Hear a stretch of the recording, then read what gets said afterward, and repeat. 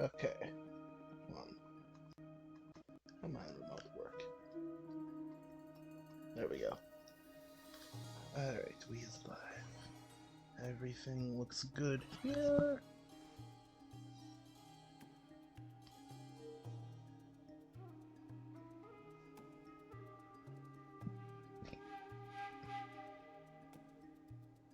Okay.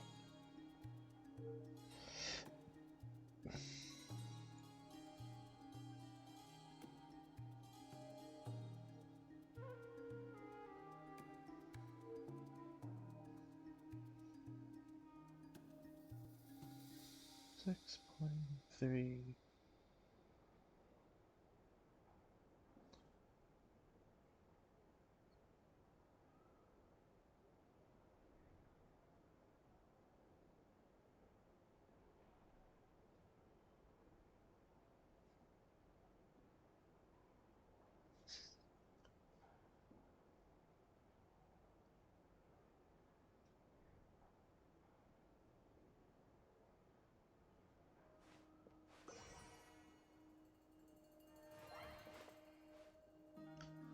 Okay, let's see.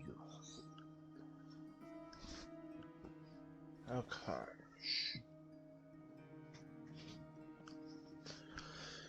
So, to recap things, to try to refresh my own memory too. I'm trying to save time. Traveler got kidnapped by Dottore. Dottore took us on a little tour of things. Then, okay, yeah, so this is a recap of last night. Bleh. We're trying to figure out how to help Columbina. We raided Dottore's lab. Traveler got kidnapped by Dottore. Then we got saved by the hat guy.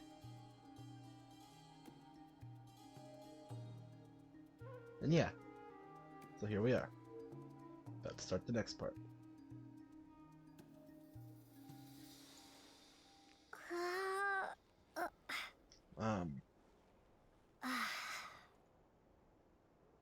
Because for some reason, the Traveler got the bright idea to try to kill a Fatui Harbinger with the power of gods. And thankfully, Wanderer, hat guy, was there to save us. And we left off, like, as we were trying to figure out how to get Columbina back from, like, the time warp thing she's stuck in.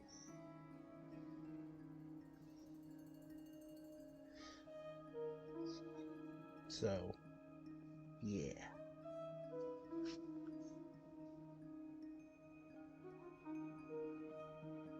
Let's go.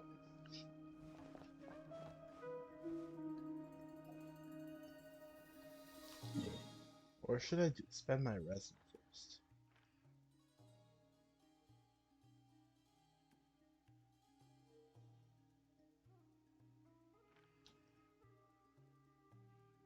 Nah.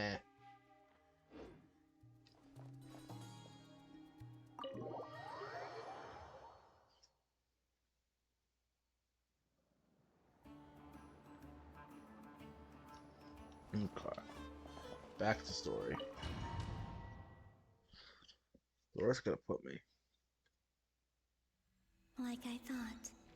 No more paths back to reality have Here. emerged since. Okay. But how can I be sure that I'm going the right way without scenes from reality to keep me on track? I can't even be sure of how long I've been walking for. The further I travel, the less stable this space becomes. There are even moments where I can sense something that feels like abyssal energy. They can just materialize out of thin air. I have to keep my wits about me. Alrighty.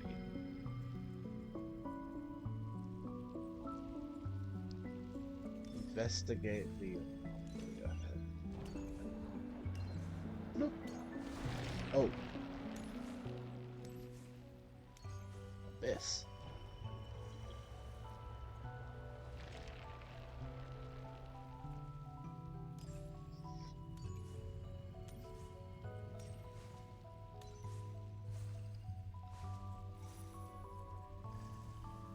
Huh.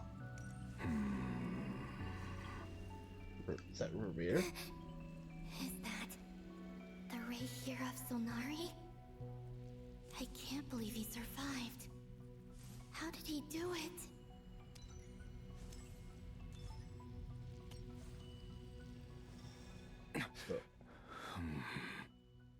You are the moon goddess. But how? Please, there's no need. I'm not interested in fighting anymore. I find that a little difficult to believe. Yeah. Honestly, so do I. The way you used my own power against me was... It was a brilliant strategy. And then, in the final moment before I was thrown into this space, I got to see an old friend. Mr. Dainsleif. Right. It was so long ago now. But we were friends once.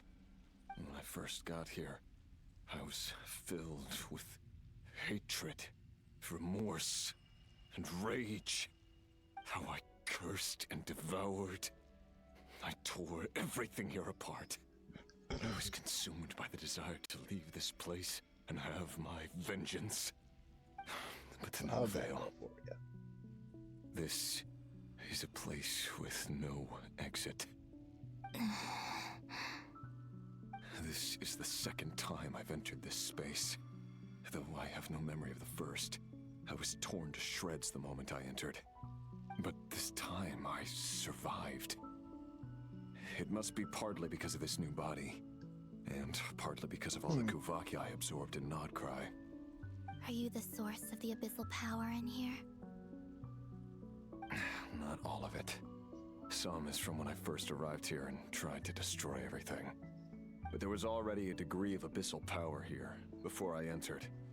And like a venomous snake baking in the merciless sun, it tried to slither into my shadow.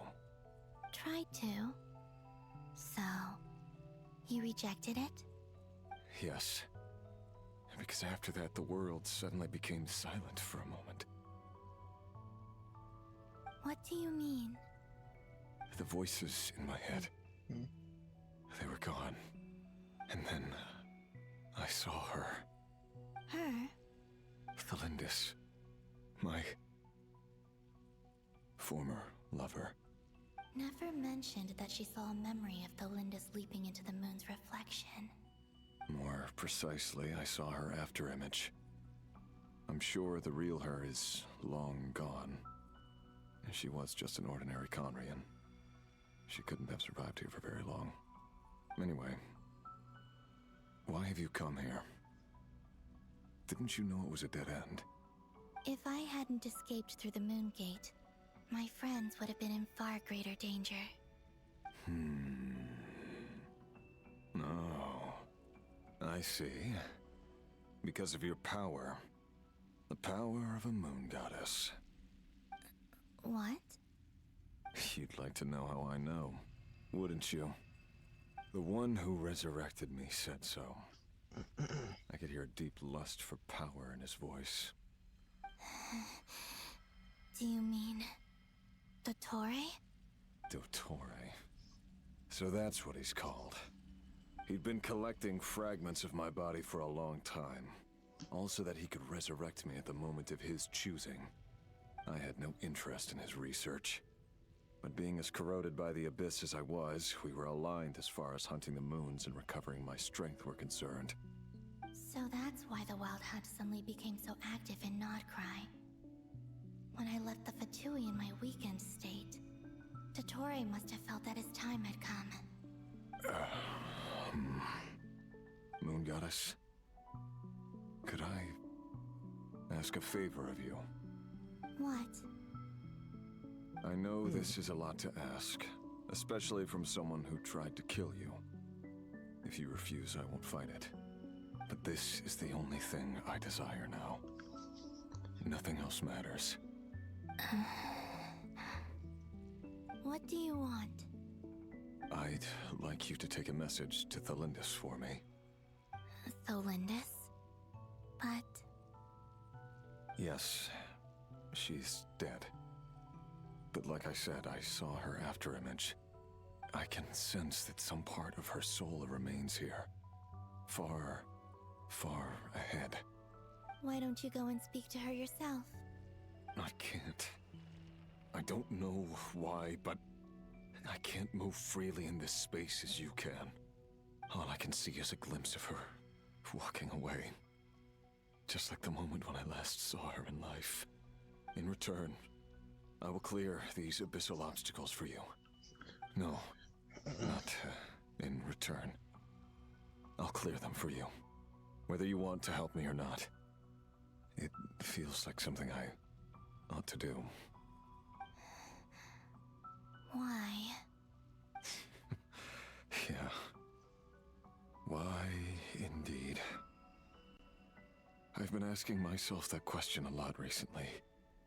Why did I do the things I did? I'm tired of it all. Tired of the person I became. People used me. And then I turned around and started using others. I hurt a lot of people. I think I grew tired of it long ago.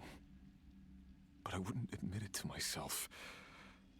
And ultimately, that's how I ended up here. What do you wish to tell her? All of it. My past. My mistakes. Everything that happened after we were separated. Is it okay if I give her the abridged version? Yeah, I'm sure there's plenty you can skip over. Just tell her the important parts. Whatever you think that means. Like the part where you relentlessly tried to kill us? It's up to you. Love demands honesty. But my relationship with Thelindis was built on lies. We hid too much from each other. But after living my whole life in the shadows, I don't want to hide anything anymore. I will do my best.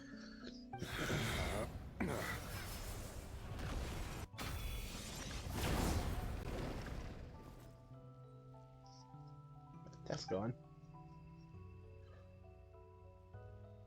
There. The abyss will no longer stand in your way. Even though Mr. Dainsliff felt he had to fight you, I think he still regarded you as a friend. Dane? He said that you betrayed him, but he also felt great remorse at never having understood what you were truly going through. Why tell me this? Because if he'd known that someone could take a message to you, I believe that's what he would have said. Thank you. It means a lot. I know this will sound strange coming from me, but don't die, Moon Goddess. I can tell that you're determined to get out of here.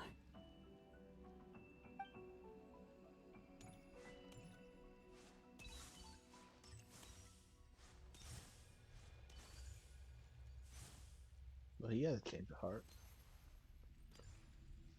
It's kind of cool, like, to see.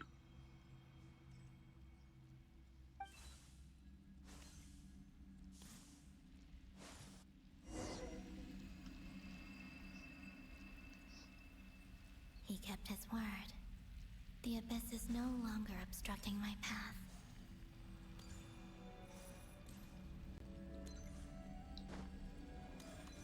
heck?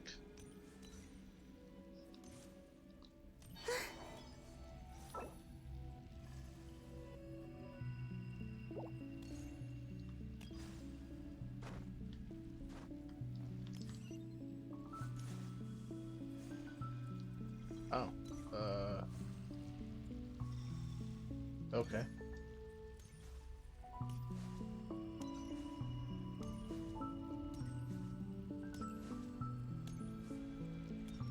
Fallen. Let's go. Rump. Pew.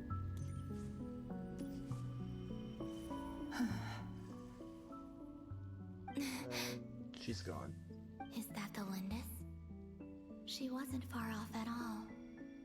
And yet, they can never meet. Hello, Miss Lindis. Who are you? How do you know my name? I've never seen anyone else here before. You can call me Columbina. I promised Rerir that I'd bring a message to you. Rerir? My Rerir? Is he well? He's doing better than he was. Better than he was, huh? Sounds like he's had a pretty rough time. Others have had a rough time on his account too. In many cases, their time ran out because of him. And I'm not just talking about the children of the Crimson Moon. So, things got worse before they got better. Could you tell me what happened, Miss Columbina? Are you sure you wish to know? Yes. This is my opportunity to learn the truth. No matter how hard it is to hear, I have to know. I admire your courage. However, time is short. I cannot stay here for long.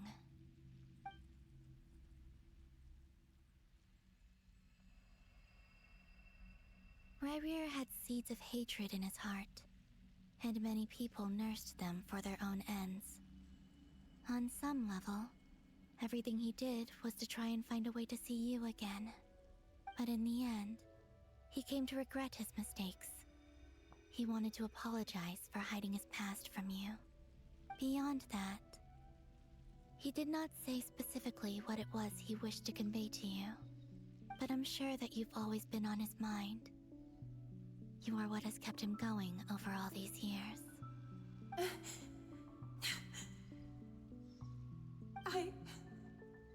I'm sorry, Miss Columbina.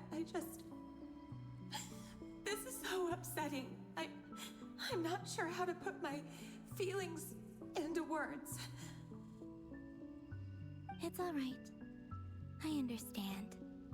Well, that's everything from me. So, I guess I'll be... Oh, wait. One moment. Time flows backwards here.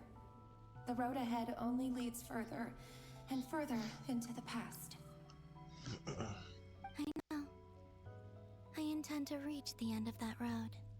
Without a moon marrow, without the 3 moons' power, you won't make it far. Wait, unless... Are you one of the moon goddesses? You could say that. I see. I often think to myself, if life is like a train ride, why haven't I reached the terminus? Where am I even going? And it's not just me, it's this whole place. Wherever it is, it seems like it's existed forever. It's such a mystery. Where is it going? I must seem so ridiculous. I can't answer these basic questions, and yet I jumped right in here without hesitating, only to be torn apart the moment I entered by powerful energy currents. Only my soul remains now. Thinking back, I was suddenly overcome with fear and terror in that moment. Perhaps I too became bewitched by the abyss. I may have been the leverage it needed to control Rayrir. I used to be a researcher at the Universitas Magistrorum in Conria, researching the iridescent moon's marrow. Eventually, I came to the conclusion that time in here flows in reverse. Rayrir was one of the Venster King's retainers. With me, he was in an impossible position. It plagued him constantly. I wanted to help him escape his lot in life. I wanted him to be happy, so I thought I'd use this place to return to the past. At the time, I thought I could just go back to the day that the Venster King first found the prince. It was only after meeting the prince that the Venster King started going too far with his research into the abyss. That was the day all of our woes began. I thought I could stop the king from ever meeting him and solve everything. I couldn't kill the Venster King himself, so I had to find another way to save Rayrir. That's why I wanted to go back, to kill the person who had brought new possibilities to our realm. I'm sure it was a futile endeavor, but the abyss probably enhances the basest human desires. So I naively hoped I could change everything. But I was simply too weak. Like a speck of dust against the whole universe. Look at me. I didn't even survive the journey here. Not physically, at least. I know I'm never getting out of here. But you're different. You can make it, and I want to help you. I owe you that much. How do you plan to help me? Have you noticed the golden energy that exists here? Based on my past research and my observations since coming here, I believe they carry you forward faster. I can share what I've learned, and help you understand the pattern in which this energy appears.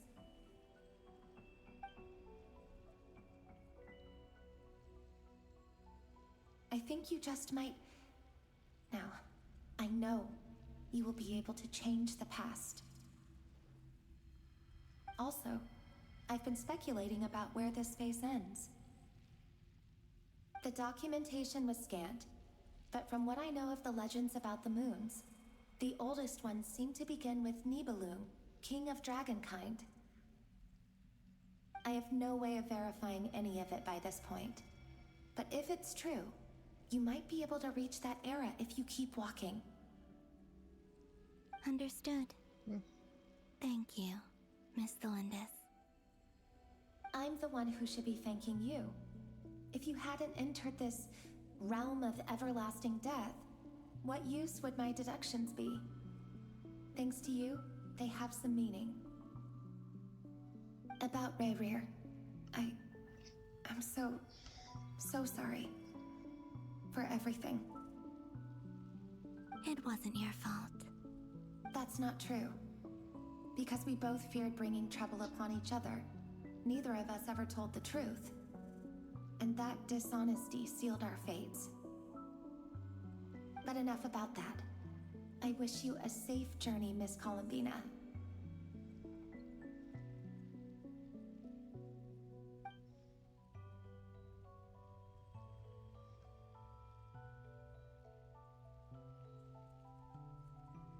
And may the outside world never have to experience pain like this again. Rayrir, you're there, aren't you? I cannot see you, because you exist in the future. I expect we'll be trapped in this prison of space-time for all eternity. But please, gaze upon the past, and then sit for a while. Let's find a place to sit down together, just like we did when we first met.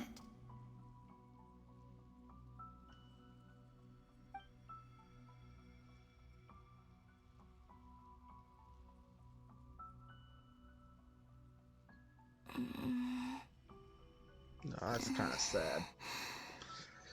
How long have I been walking? How much further till I reach the end? Is there even an end to be found? Everything's getting blurry.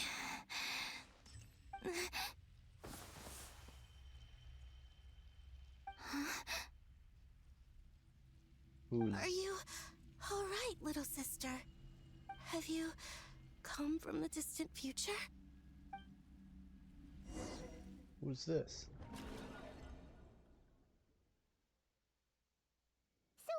No. How exactly did the moons just disappear?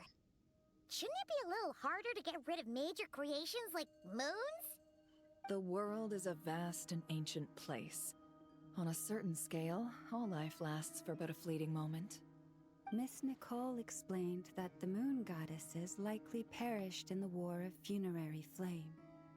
The moons themselves were also destroyed at that time, save for the Frost Moon, from which a new moon goddess was later born. Am I missing something then? 'Cause the stories say that the moon goddesses were born on the moon, but doesn't Columbina say she was born in Nodcry? Huh, you're right! Why do their birthplaces differ?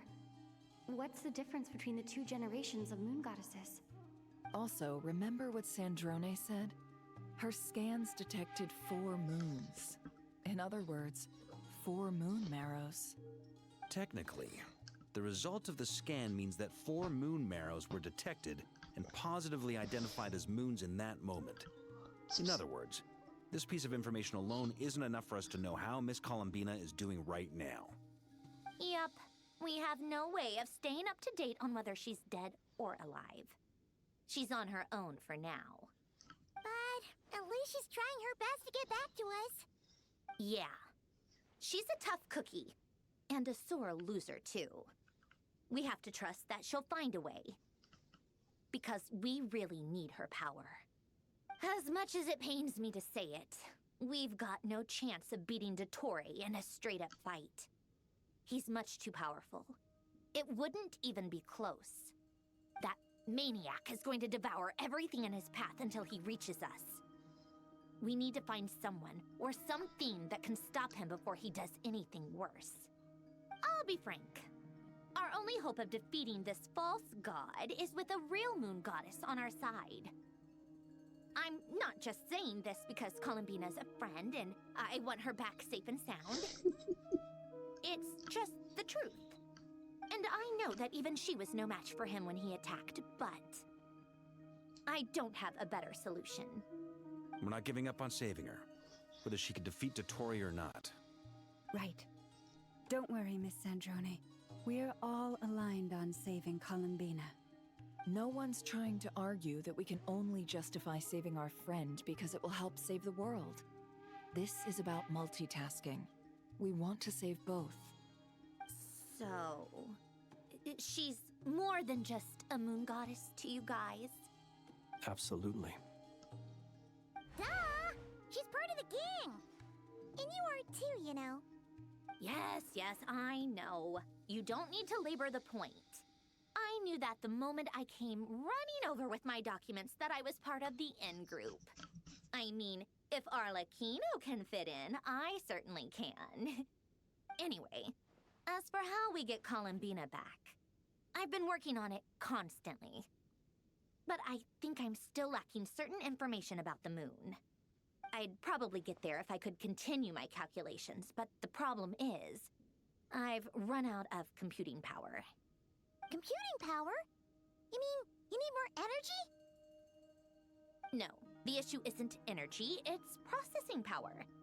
There's so much data to get through that the whole process has just ground to a halt. That's a tricky problem. René de Petrichor of the Nautitzenkreuz Ordo once foretold the fate of the world. But I don't know how he did it. My guess is that he used the primordial sea's power. However, that won't work for me. His methodology was vastly different from my own. What's worse, they're incompatible.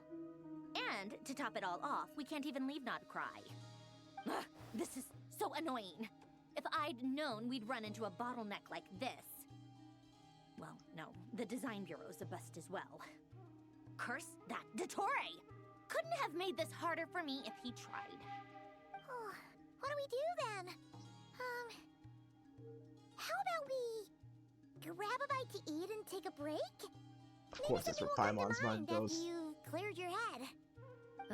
You don't get it, do you? I'm trying to calculate the fate of an entire world here. And I need accurate results, not vague prophecies. Where the heck am I gonna find the computing power for that? Ahem. Anyway, time to shelve the discussion on technical difficulties. Being a killjoy isn't very ladylike after all.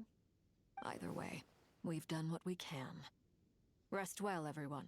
Remember to let us know if anything new comes up. Hawkeye? Is he hinting that we should talk outside? Let's go somewhere a little more private. Okay. You know that Dory went back to Sumeru, right? Yeah. She mentioned she was planning to head back. Things aren't looking good for Notcry. She's gone to spread the word so that Sumeru has a chance to prepare for the worst. From what I know of Dottore, there are two possible reasons why he hasn't made a move yet. One is that he's still working through some kinks in his new powers. The other is, he wants to see how we're going to react. Yes. He'll easily devour everything eventually, so I guess he's in no rush to make it happen. The first false god he made was me. Now it's his turn. Even though my records were erased from Irminsul, Dottore's ideas haven't changed one bit. He once told me that becoming a god was like turning yourself into a hungry wolf or giant serpent to devour the moon. Clearly, he began studying the moon goddess's powers long before he even tried making a god. He's always wanted to get his greedy hands on divine authority one way or another. And in the end, he devoured the moon where I failed. In the desert of Sumeru, there is a chessboard built by King Deshret, also known as Al-Ahmar. Traveler learned how to talk. I don't know if it was a real game, or if he was just trying to challenge his servants and citizens in some way. But creating games and setting rules, gods do that as a matter of course. That's the kind of power Dottore craves. Now he has the Trilunar Authority. His power is leagues beyond the common people. I don't think there's any point in other nations rushing to the front line. They're better off focusing on defense and hoping they can fend off any threats that spill out from Notcry. Either way, Dory will inform Lesser Lord Kusanali, and she will contact the other gods in turn. The Seven will have some recourse available. If nothing else, their protection should keep the rest of the world from descending into chaos as quickly as Notcry has. So on the bright side, even if Notcry is doomed, your friends in other nations won't be in any immediate peril. That's good to know. But I'm not ready to give up on Notcry yet. There's a word for people who refuse to let anything go. It's called being greedy. Maybe it sounds greedy to you, and probably naive too. But whatever you call it, that's what gives me the determination to keep fighting. Battles are fleeting, but the will to fight is a long-term commitment. Give up for even a moment, and your resolve will shatter. Why do you always feel the need to do the right thing? No one is born to be a savior. I mean, who's gonna criticize you if you fail or give up? Don't take this the wrong way, but Dottore said something similar to me. I guess the Fatui attracts people who don't believe in saviors. Not necessarily. It's less about belief for me. I just want to know how determined you really are. After all, I don't owe anything to anyone else here. Only you. You look kinda worried.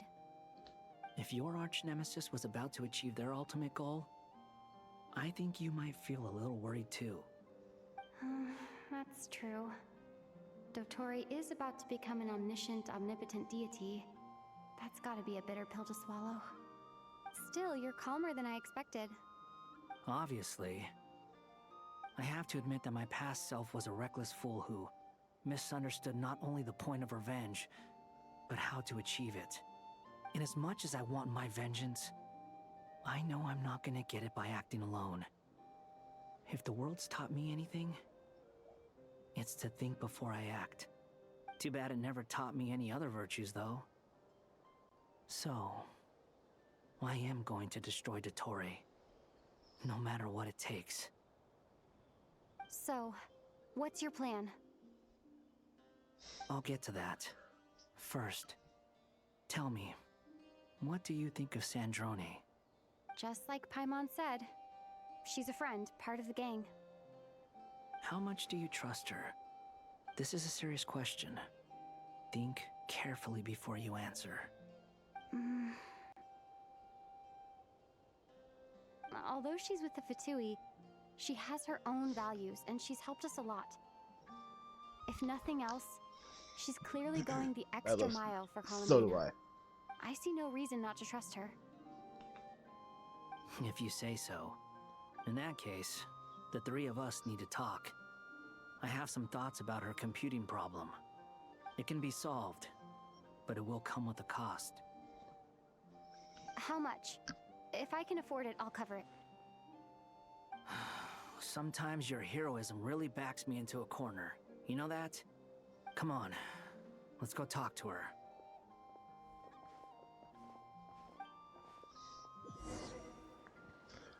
Alright, talk to Mary.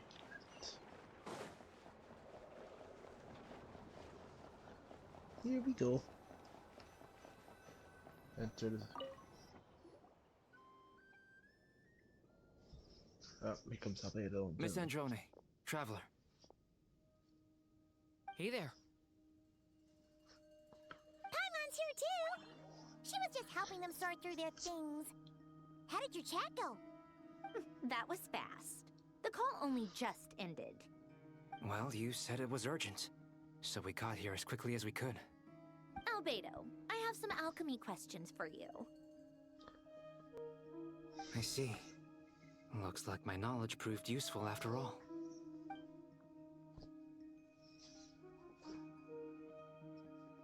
If I might ask, what is the end goal for the modified formula you'll be using?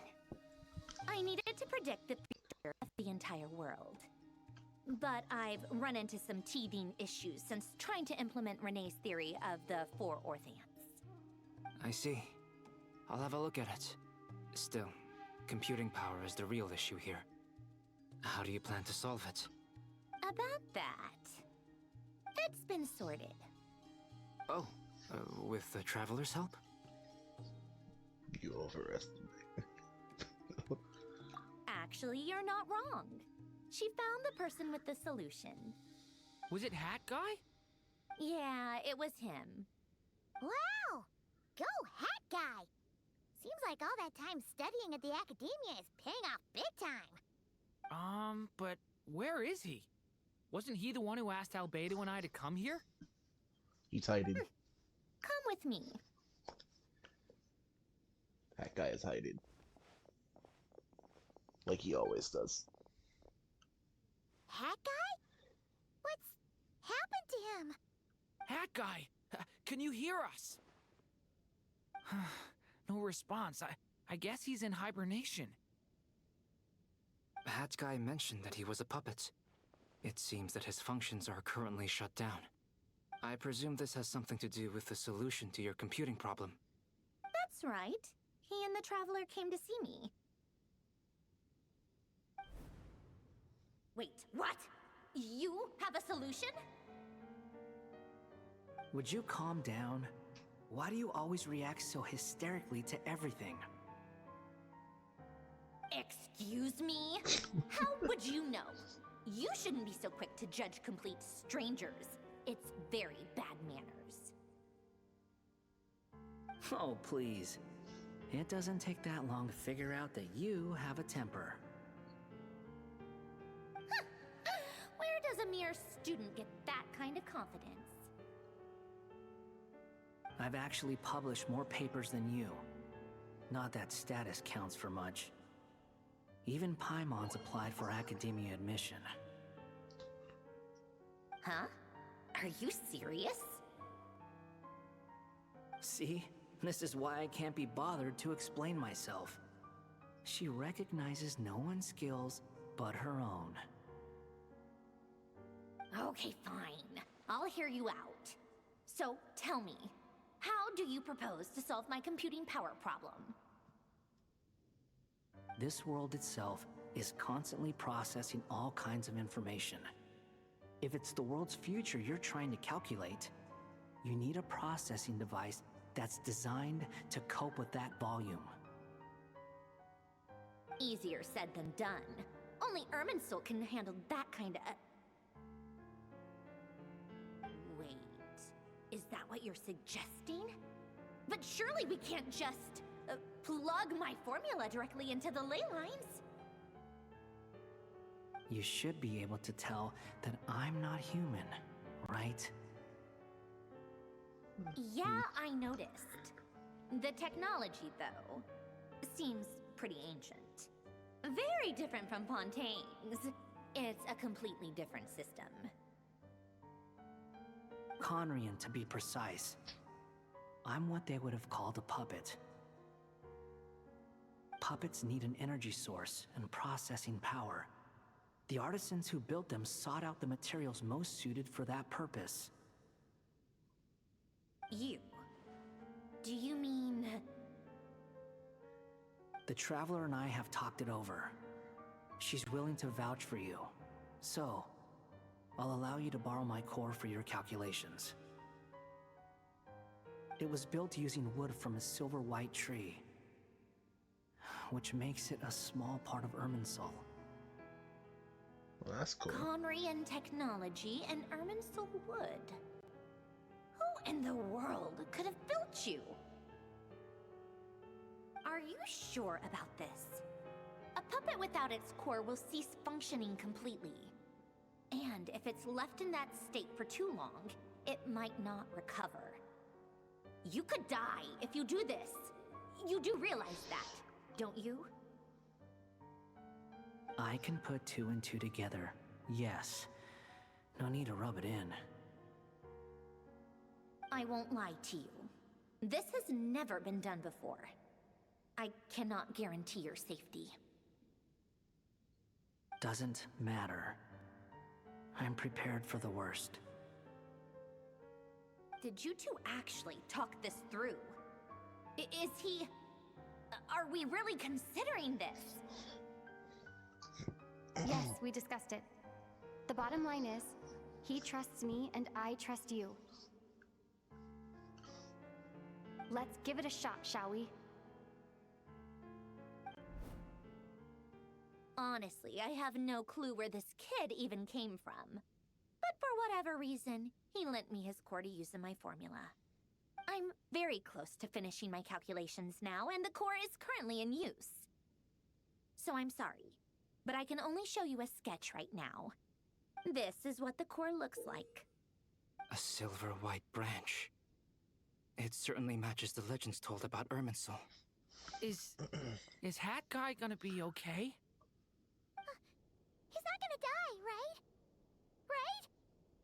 In theory, he should be fine. As long as we put his core back in time. Beyond that, all I can say is that I'll try my best to avoid risk and make sure the core doesn't sustain any damage. I think I know why you called us here now. Someone needs to watch over his body and make sure it's protected until the process completes. Correct. He said that the only ones he trusts here are you two, and the Traveler. And the Traveler will have other work to do. He will have our undivided attention. Aww, Hat Guy. On a more positive note, things are progressing steadily on my end. I'll call everyone in for a meeting once the results are out.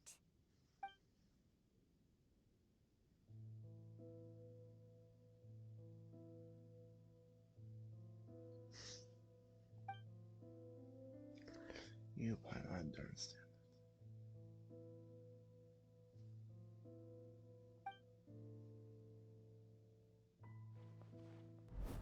worst case scenario with the core removal is either a system reset or a total loss of function. But I'm not afraid. A quiet death should have been my fate long ago. A core is completely different from a heart. It's like another vital organ entirely. I never believed it could be a true replacement for what I sought. But in the end, it turns out the core was more useful to me. Pretty funny when you think about it. It's like the punchline of my entire life. Do you think there's any difference between a puppet and a human? If not, then this would just be another samsara. I have already experienced both a past life and a next life. Part of me wonders whether I'm only capable of making this decision because I've become a real human. What's with that expression? Isn't this a good thing? Sandrone will succeed, won't she? She has to. She will. We all have to persevere until this is over. That's right. And I'll protect you all until a moment of victory arrives.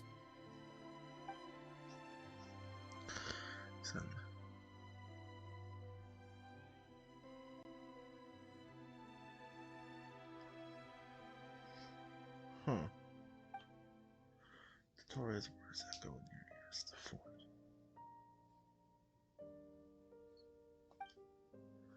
He may be a deranged, but he understands well the rules of the world. Save him.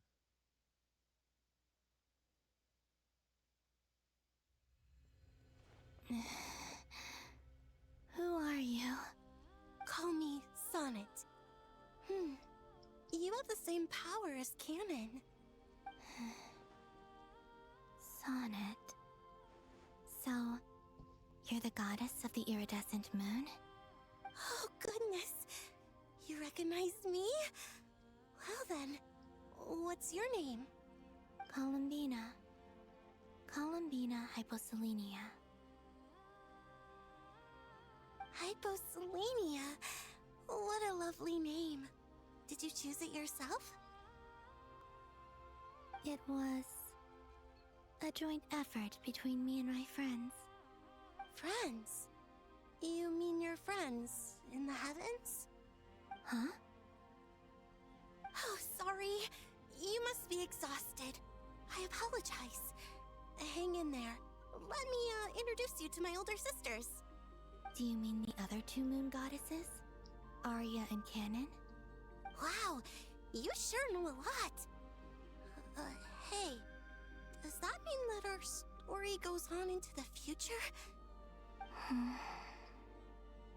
Oh, I guess that wasn't the best question to ask. It's alright.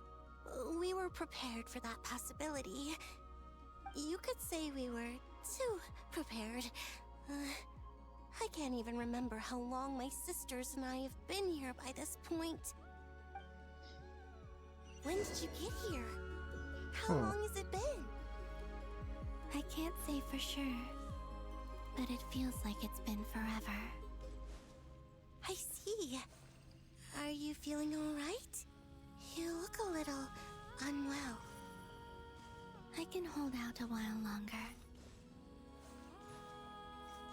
So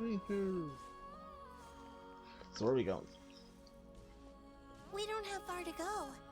The place where my sisters and I are based is just up ahead. Don't worry, they're both really nice. I'll introduce you. Sploosh. Sploosh. Sploosh.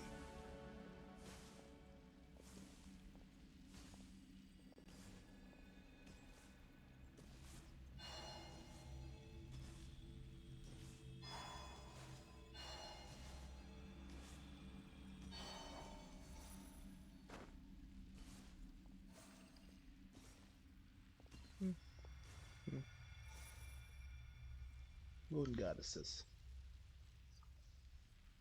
Sisters! I'm back! And look who I brought with me.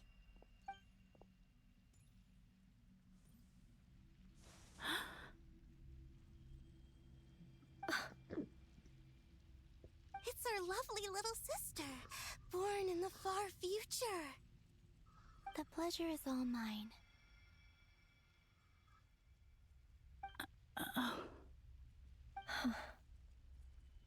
Allow me to introduce you to Columbina Hyposelenia.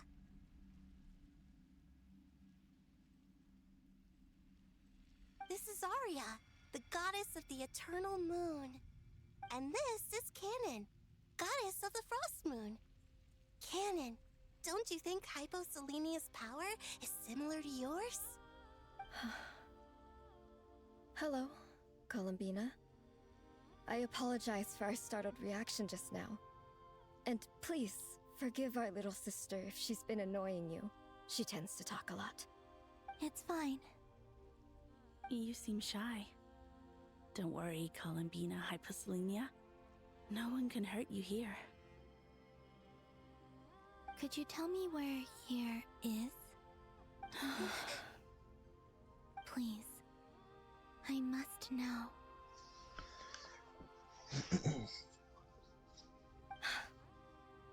My dear sister, this is where Tevat's original ruler, the Dragon King Nibelung, imprisoned the moon goddesses. What? You're scaring her, Canon. No, I'm fine. Please, continue. Nibelung, our original master, created us in the distant past to maintain Tevat. But he left this world and traveled into the dark universe beyond, to explore worlds vaster still. Day and night, we fulfilled our duty in the heavens, until the day that the first Descender arrived. The great ruler of the firmament. The heavenly principles. Is that what later generations call them? I see. But we did not reject them at first, nor did they seem to harbor ill intent towards this world. We coexisted in peace. They were like a guest in our home. Slowly, however, we came to realize that our guest had a growing desire to change and dominate the world. And you didn't stop it? No. There was an order to the rules they set up that Nibelung never taught us. We wanted to know if this order would bode good or ill for Tevat.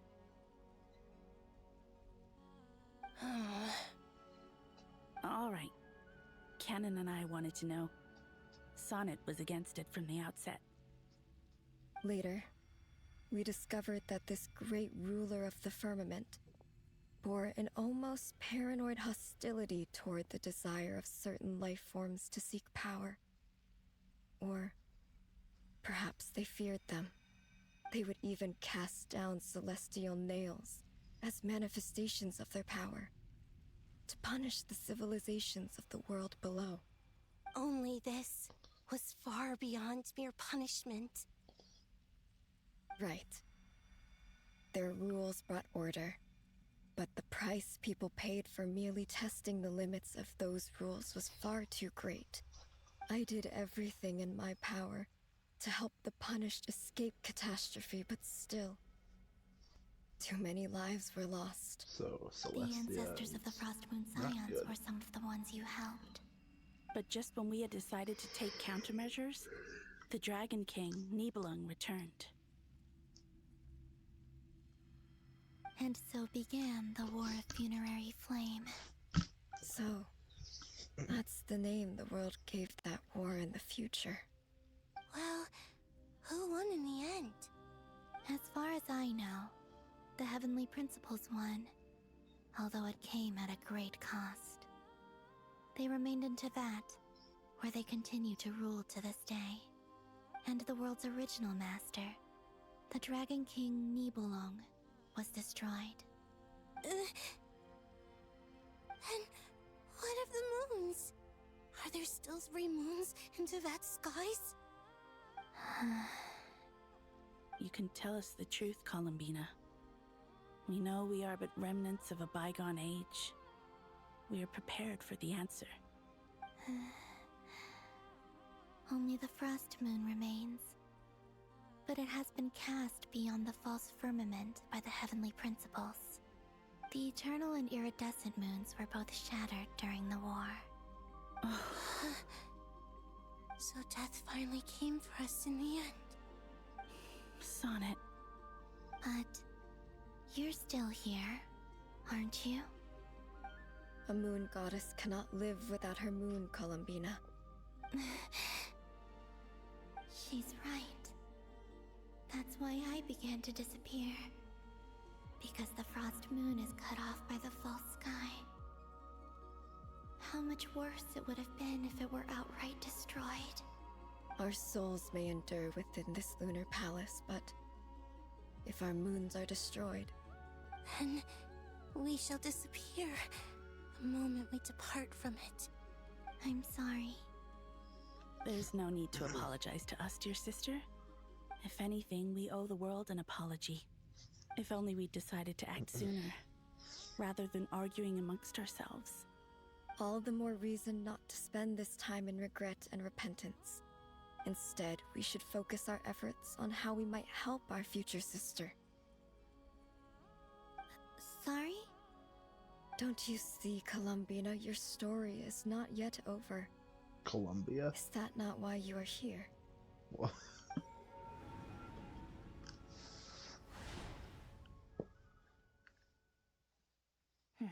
It's done. Initiate numerological array.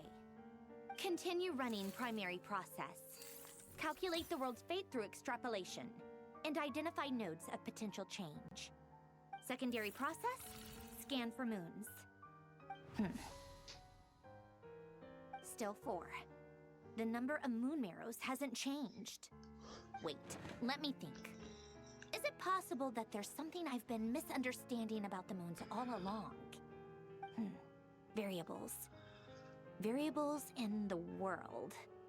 I know where potential variables within the world come from. So what about the moons? Are there any variables there?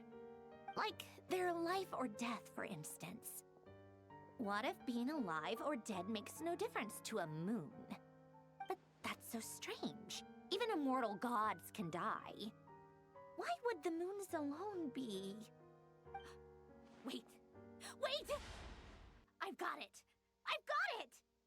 If alive or dead is considered a variable, we might have had this wrong the whole time. No one ever said that a moon marrow equals a living moon.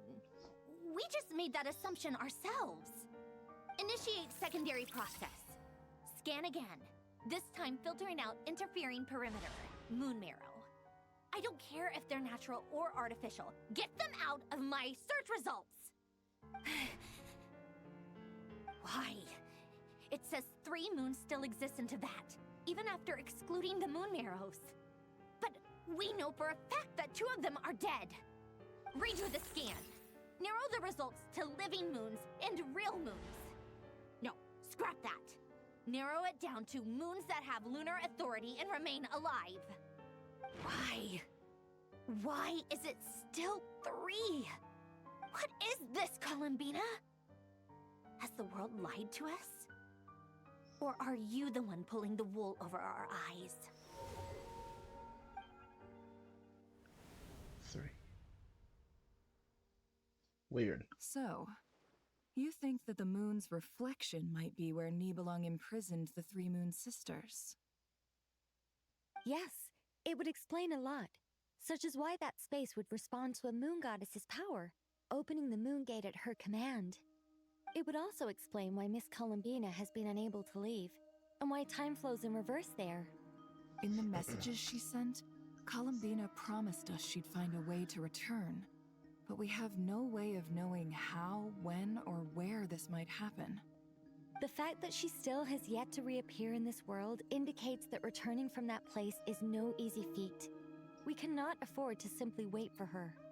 So you're saying, if she could return by her own power alone, she would have done so long ago. Yes, She certainly wouldn't leave it to this late stage when it's so touch and go. I've been giving this some thought, and I've come to believe that Luana's Har might be an anchor that she left behind, as a sort of future waypoint. This could also explain why Luana's Har is always by the traveler's side. Sounds like a plausible theory. If that's the case, there must be some criteria we need to fulfill to allow Columbina to return to the present. The question is, what could they be? Da, da, da, da, da. Hello? Listen up! This is extremely important!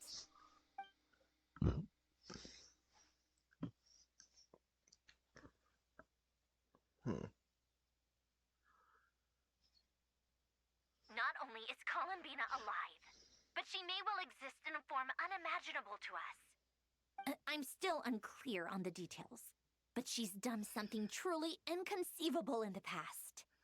And the clue to what she's done lies in the moon and Tevat's sky. Truly amazing. Oh, I'm so delighted for her. I'm sure we all feel the same. And I'm sure Columbina is ready to get back here and fight by our side. I'll keep my calculations going and try to find some way of coordinating with her. But that's not an excuse for everyone else to slack off, okay? All of you had better keep trying to think of solutions. How can the dead moon still live? And Luanatar...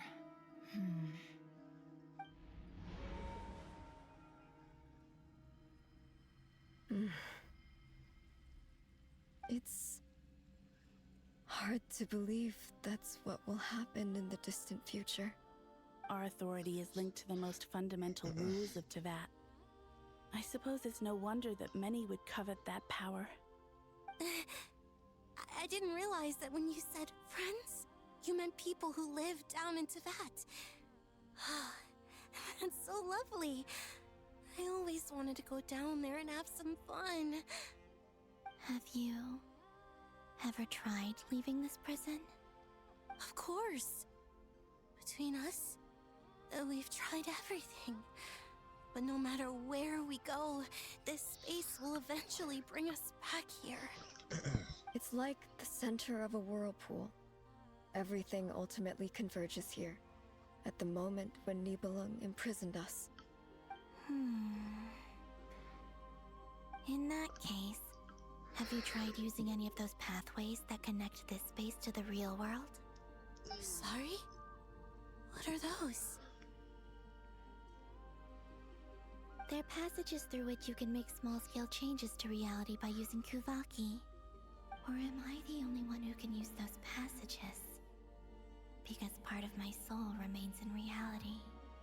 Kuvaki. What is that? You don't know? It's a unique kind of elemental energy found only in Nodcry, the land from which the moons arose. Oh. Well, it's true that the moons first rose up from the part of Tevat you say is called Nodcry. But there is no difference in the elemental energy between there and anywhere else. What? Could you show us some of this Kuvaki? Hyposelenia? Maybe if we see it, it'll make more sense. Okay.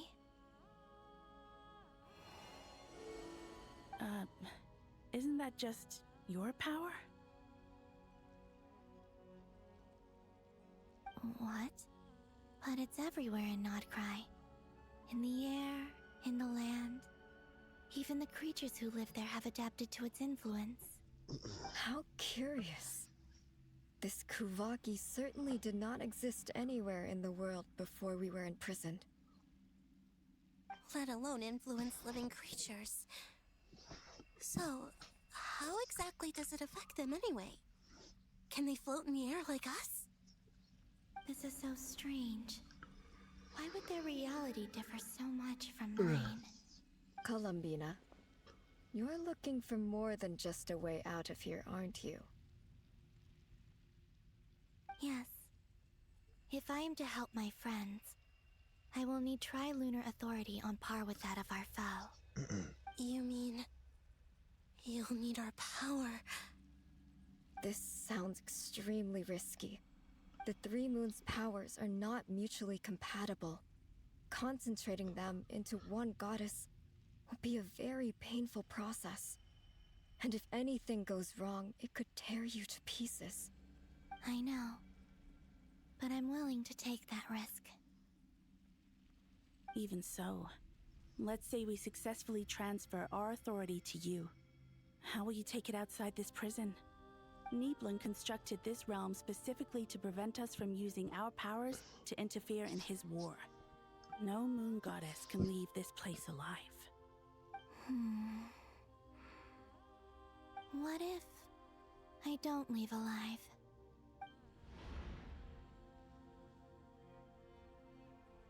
Where do we even start? How are we supposed to figure out what we're meant to do to help Columbina?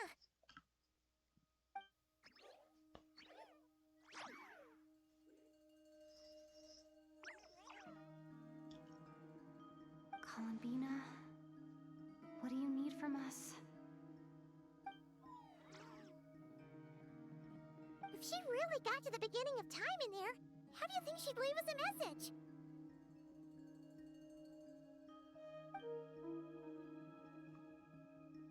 You don't think she'd write it down on a stone tablet somewhere in the hopes that we'd find it, do you?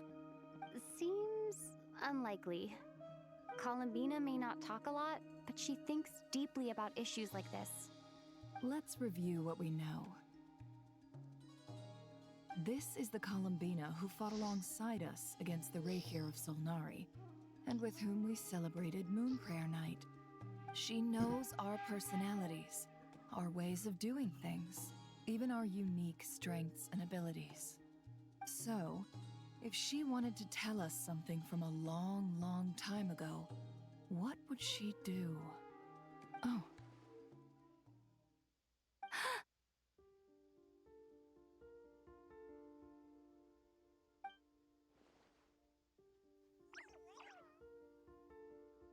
Traveler, you once said that those golden ripples also appeared when Luanatar was born.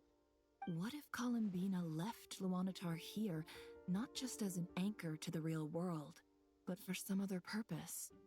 If she is part of Columbina, and Columbina knows that I can see past events through her... Oh yeah! Like when you peeked into Rarer's past through his heart! Nefer, wait! If you're right about this, and you can really see past events through Luanatar, your eyes, they'll... Oh, I know.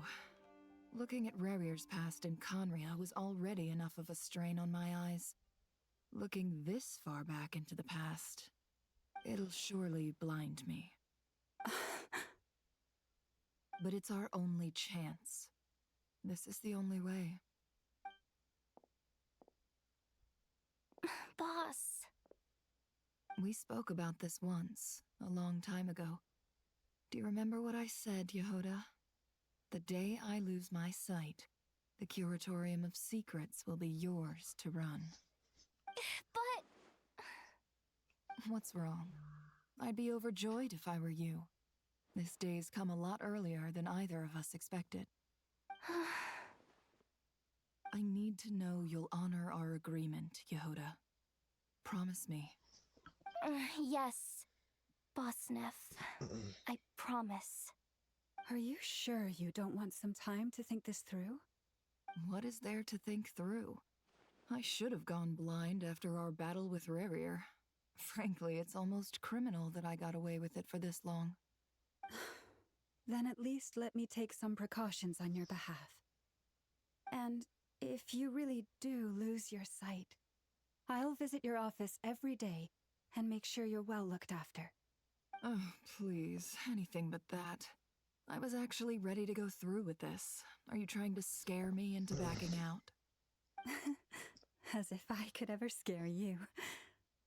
I'll assume you're just joking to calm your nerves. All right, enough chit-chat. Let's do this.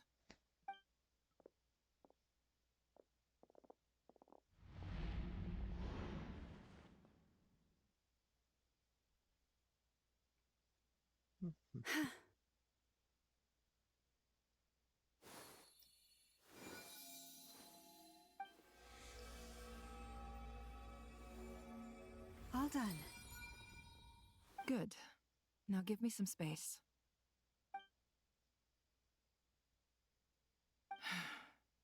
Come on then, little one. Show me what happened in the past.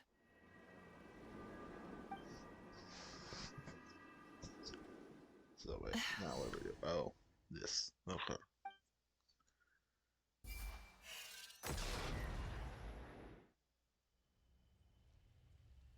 Between the Trilunar Authority, Kuvaki, and the soul-surviving moon, the Frost Moon, I think I might know how to get back. But I will need my sister's help. Time to go talk it over with them.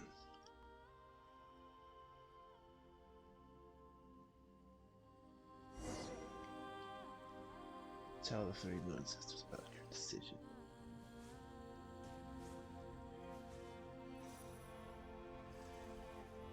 Okay. I gotta use the bathroom quickly. I'll be like a minute.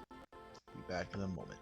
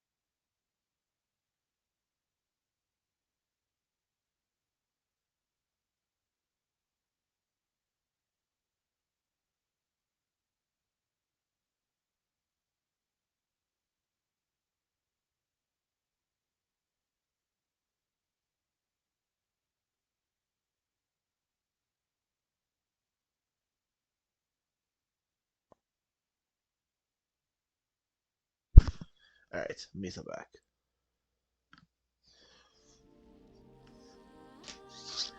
Okay, Chase, you can have a treat. Come now.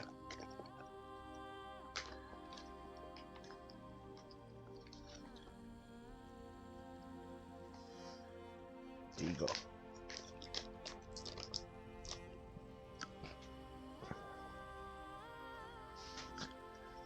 Okay.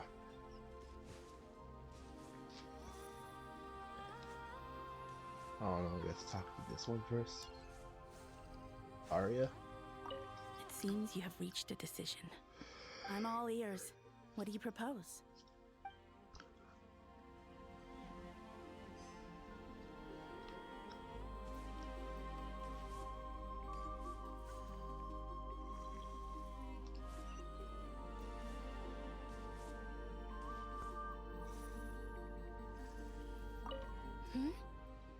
Have you decided what to do?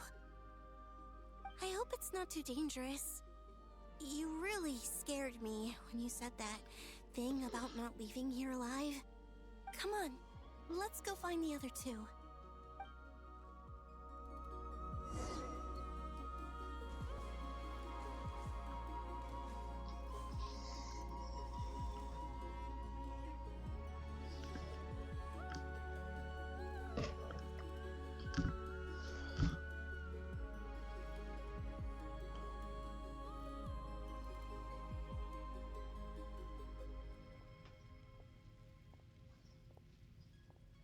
What? Hello there.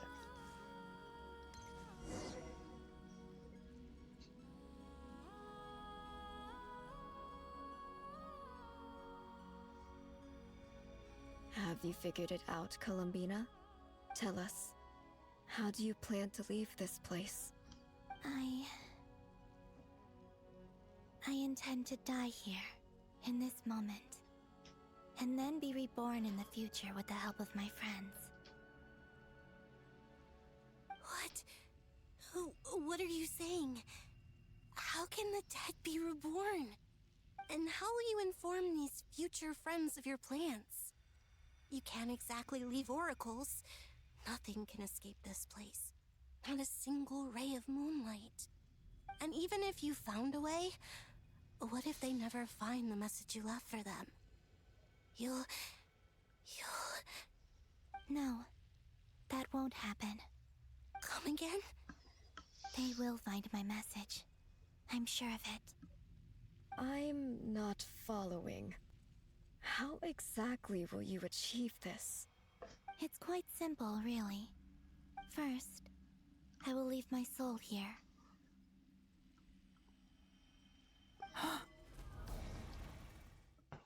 I see it. Your soul? You mean your divinity? Yes. I once left a portion of my soul in the future. One so small that this prison barely noticed anything. In this very moment, she can resonate with my soul across time. When the time comes, I believe that she can serve as an anchor to pull my soul from here back to the future reality. Just as gravity connects the world to the moon. Exactly. In the future, where I came from, the moon has been cast beyond the false sky, but I can still feel that it is there. In a similar way, I can feel a connection to the soul fragment I left behind even now. My friends can use it to detect my presence. But how do you just leave your soul here? Is that even possible? On my way here, I met an ordinary mortal who entered this place long before I did. Her body is long gone, but her soul remains.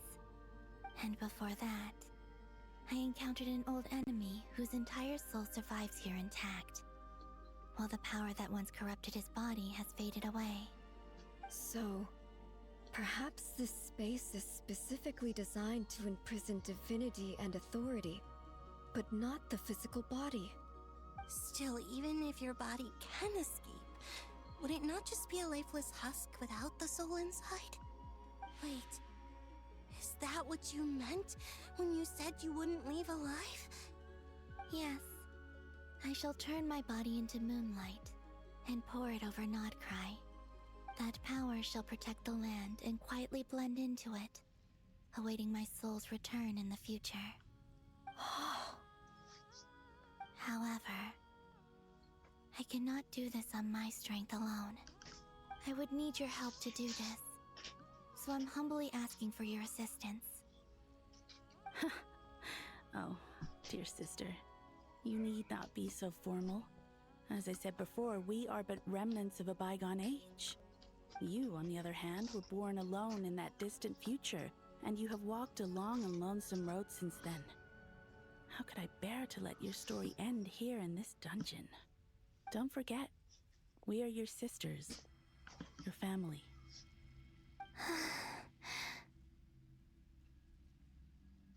Arya's right. Actually, I've always wanted a little sister. Can you imagine how it's been for me? Getting nagged by 2 older sisters all the time. Now, I finally get to be the big sis. And not just that, but I get to help you return to your world, too. How could I say no to that? Sonnet. Canon?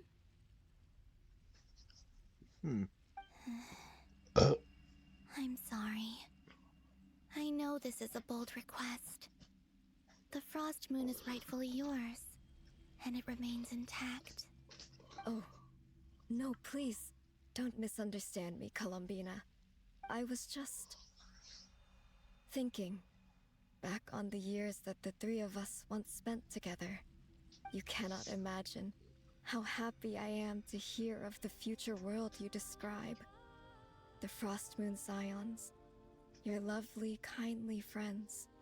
For the 3 of us, whose purpose in life was to maintain the peace in Teyvat, it is a great relief to know that the people of this world live in such an abundant future. If your plan can save them, and save not cry, I will gladly give you all that I can. Besides, the 3 of us have been together since the day we were born. I could never abandon them to live on alone without them. Canon. Still, I do have one question I would like to ask you before we proceed. Certainly. What is it? Why do you cover your eyes?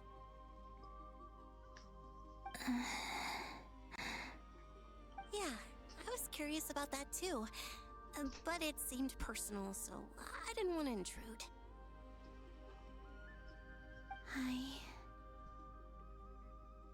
There was a time when I refused to look upon the world. I believed it was full of nothing but lies and falsehoods. I wished to hide my feelings, seal my heart, until I could return to my true home. I see. Perhaps that decision saved you from ever having to see the false sky again. But at the same time, you likely missed out on many true and precious things, like the smiles on your friends' faces. Promise me this, Columbina. When you return to the future, open your eyes, take a look at the world around you, and see your friends. I'm sure that you know this already, given that you long to return, but that is your true home. Give me your hand, Columbina. Excuse me. Arya, Sonnet, you too. Okay. All right.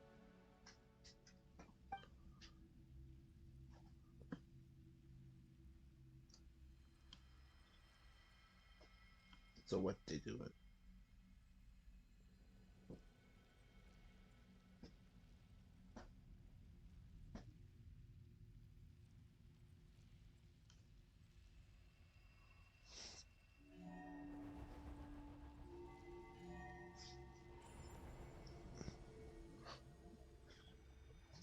We once were the songs sung for eternity, but now it is you who must continue to sing.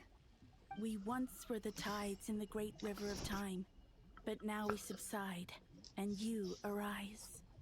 We were the messengers of madness and inspiration. But now, the lies have faded, and your truth must endure. We are souls awaiting the sun.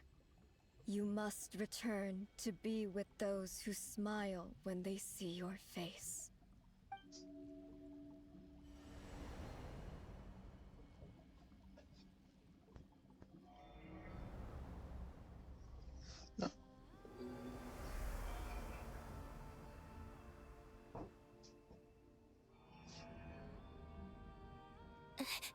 Is it done? Yes. We have transferred the authority over all 3 moons to Columbina Hyposelenia. From this moment on, she is the Tri-Lune Goddess, the one and only moon goddess of this world.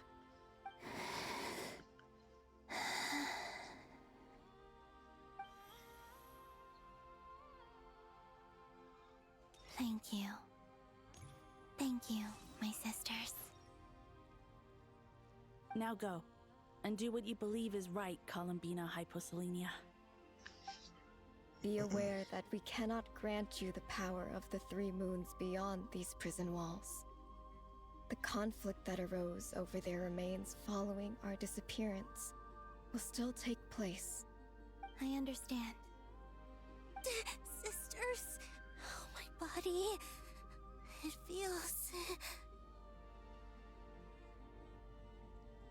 Now that we have given up our power and authority, our bodies are merely mortal shells.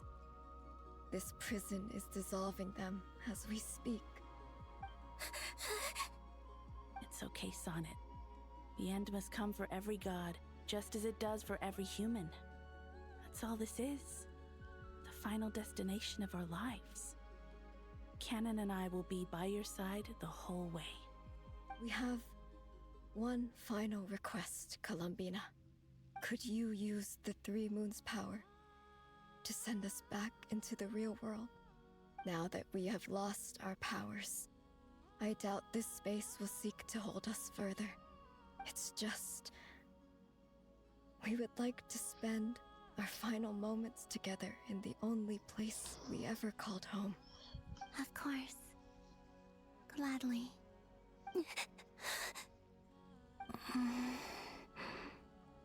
Sonnet. Yes. Don't... I wish I could tell her not to give in to the abyss. Not to be afraid. But is this really what I should say at this moment? Don't forget. I'm so glad to have a big sister like you.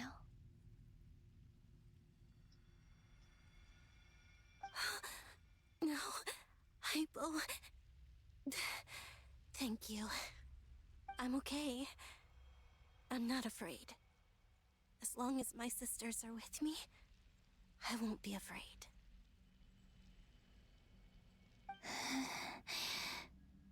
It looks like this is goodbye, sisters. Goodbye, Columbina. Take care of this world in our stead. I will.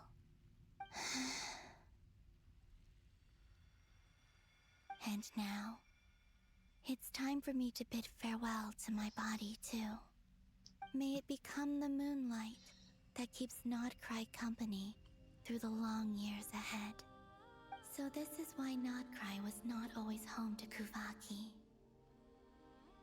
It only appeared after I poured my body out upon this land, and only this land. Kuvaki responds to me because it is me, my body, answering the call of my soul. And the golden energy I've encountered on my way here was, in fact, that very soul, which I am about to leave here to guide me. O power Tri-Lune, eternal moonlight. I, Columbina Hyposelenia, lay aside my body. Let it be cast into the dark night to illuminate the future. May it be a companion to all who dwell beneath the moon.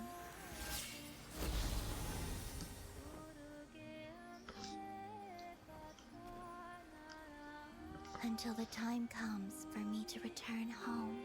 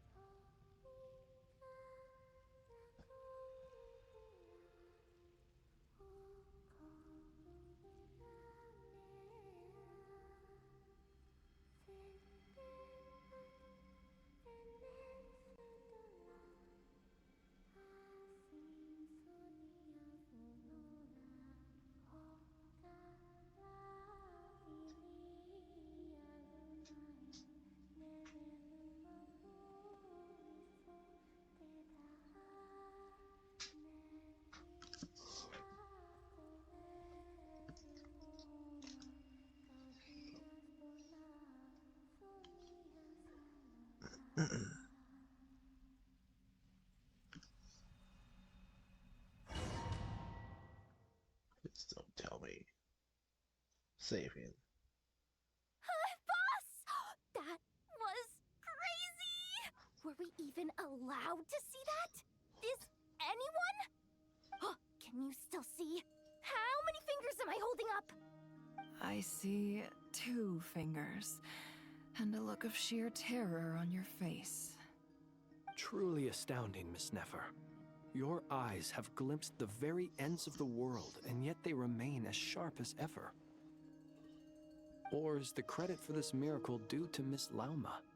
It seems that even time itself is no match for your medical skills. Surely you jest, Mr. Flint. I suspect we have Columbina to thank. She must have realized the immense toll that the ritual would take and purposely set aside some of her power in the past to protect Nefer's eyes when this moment arrived. There is always a great price to pay for witnessing the truth, but it seems that this time, Columbina has shouldered that burden on our behalf. She chose the perfect method of getting a message to us. Though her eyes were always shut, she was clearly so perceptive. She knows us well. She knew exactly how we would think and what we would try. Despite being separated by time and space, we're seeing the same possibilities and seizing the same opportunities. We still don't even know if she's okay right now. But as long as there's a chance we can do something, we'll fight to make it happen. We'll get you back somehow, Columbina.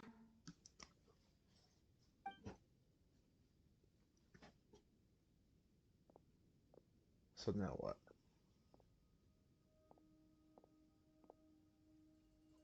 Sandrone.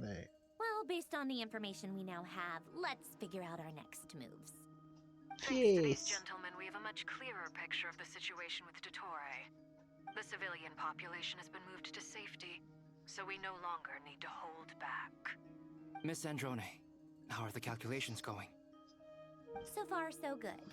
I'll keep seeing how far I can push the system, though. Can't have Hatman being powered down for nothing. There's still a long road ahead. Where should we begin?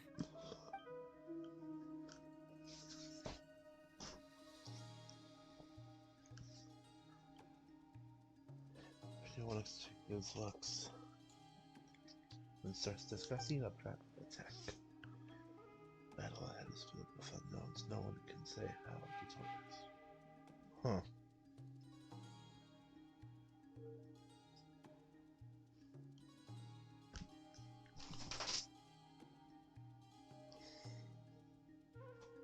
It's Ella.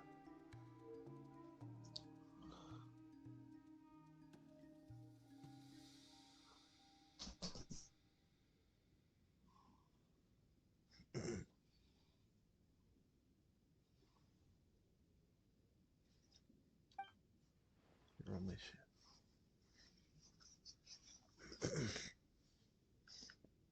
Our plan is clear. Time is short, so let's get moving. There's just never enough time, is there? Time is the bane of my existence. Oh, jeez. Anyway, I'm gonna get back to work. Okay, sorry. Alright, we'll do our part too. Yeah.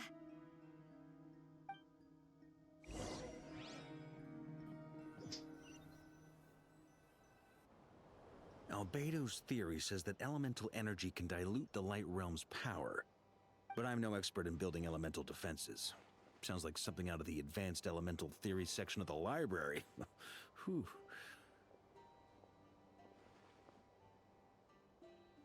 You seem quite troubled.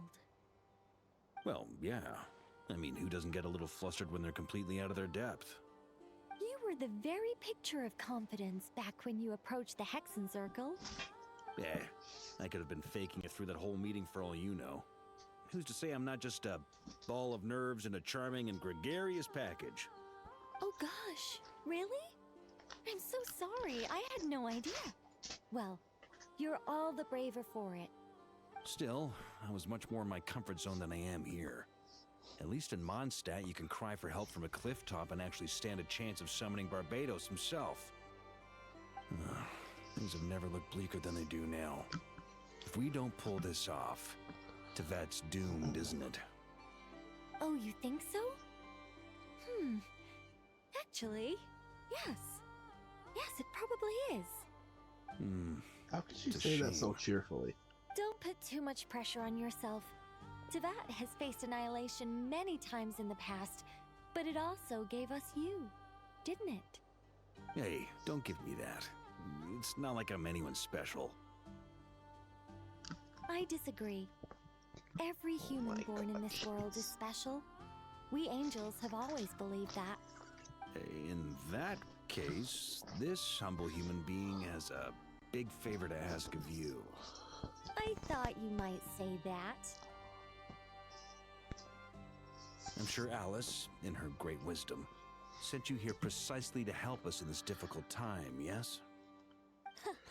Well, that has less to do with her wisdom you and more stop to being do a with my menace? power. Of course, of course. Well, the thing is, these elemental defenses we're about to build, I don't think it's a question of if they'll fail, but when. Durin's findings from his patrols make it clear that Dottore is constantly expanding his territory. First it was his lab, then the design bureau, and now this. It's not realistic to completely stop him encroaching on the rest of Nagrai. Rather, our goal should be to stall him for as long as possible. If Miss Sandroni's calculations are correct, well, they're the closest thing to certainty we have in this situation, so let's assume they are. Anyway, her calculations suggest that our best hope for victory lies in Miss Columbina's return. It's up to us to slow Dottore's advance and buy time for her to make a return.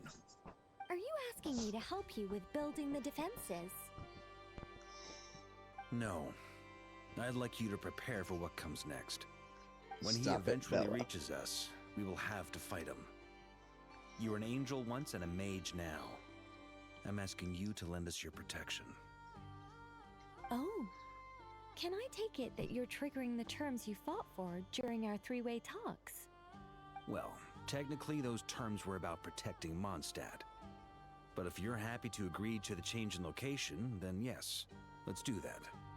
You're cashing in on this much sooner than I'd imagined. Well, yeah. The way things are going, I might not get another chance. Very well.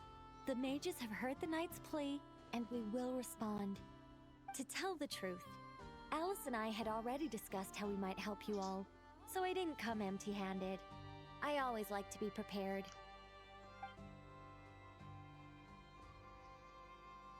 This is...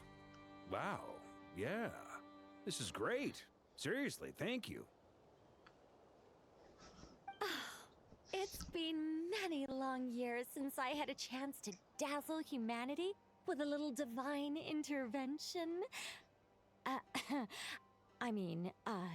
To humbly serve as a reliable and responsible guide. Anyway, Knight of Boreas, please accept this gift in recognition of your great virtue. Go now.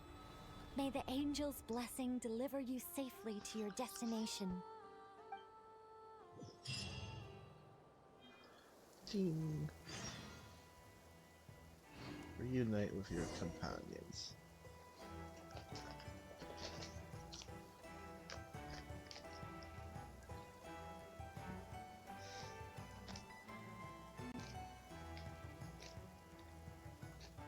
Jeez. That chase.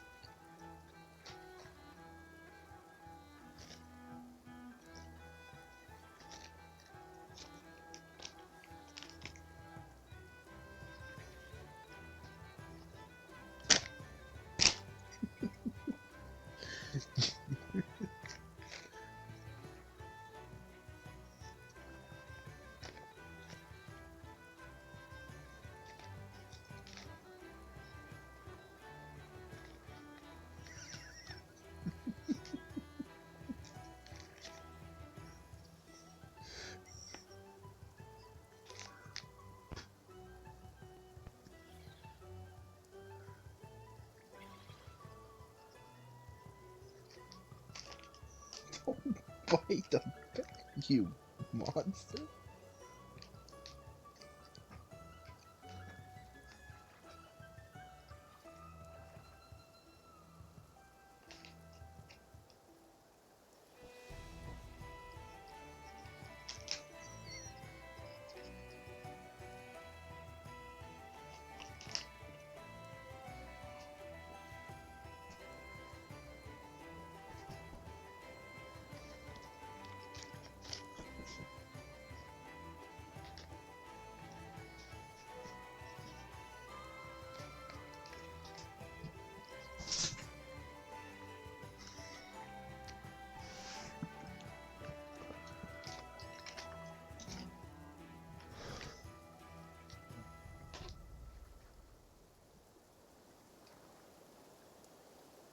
No.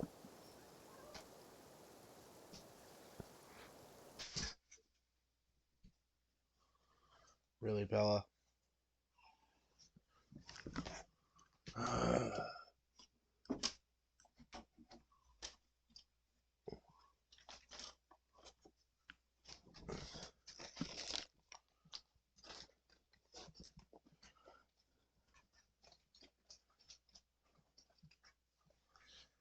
Alright, let me fix my capture card.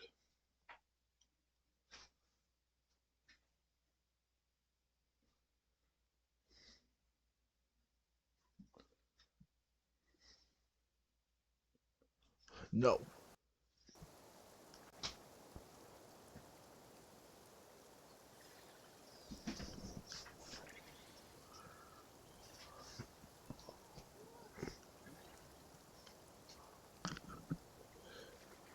Stop it, Chase.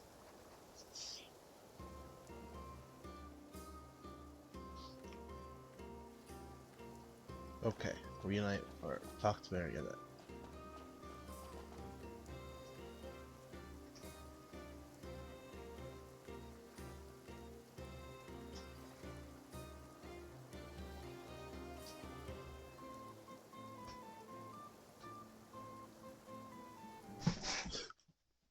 Can you guys stop it?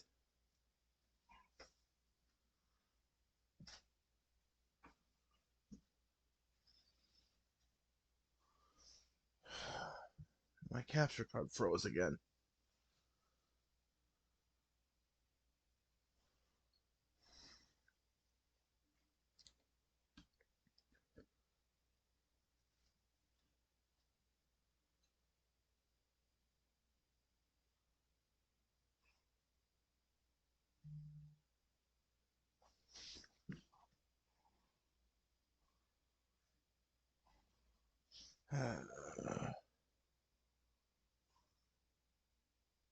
And now it's not working at all.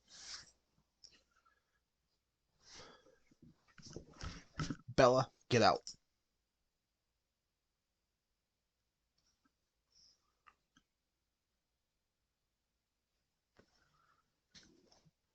Hold on, let me...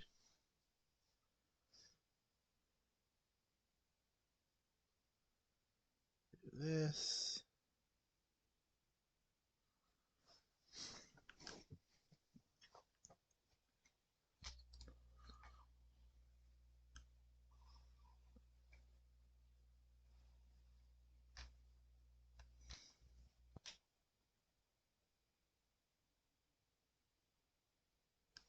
Okay. And now, activate. There we go. Yeah, since ads start in 15 seconds, I'll be back in a minute.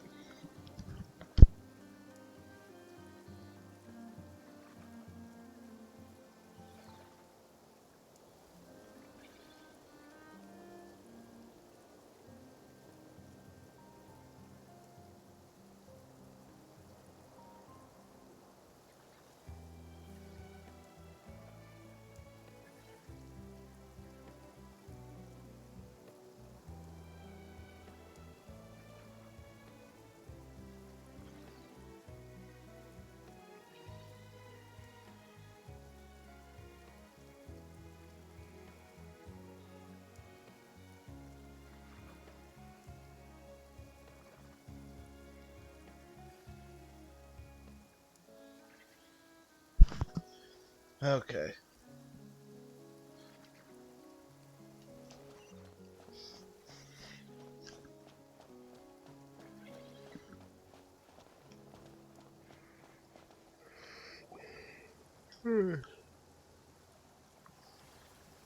Ah, you're here. Sandrone! How are things going? Glad you asked. You two are about to become the first people to lay eyes upon my masterpiece. Or should that be the first person and the first, specter? Hey! Whatever. Come, feast your eyes on this. Wow! We've never seen something something like this before.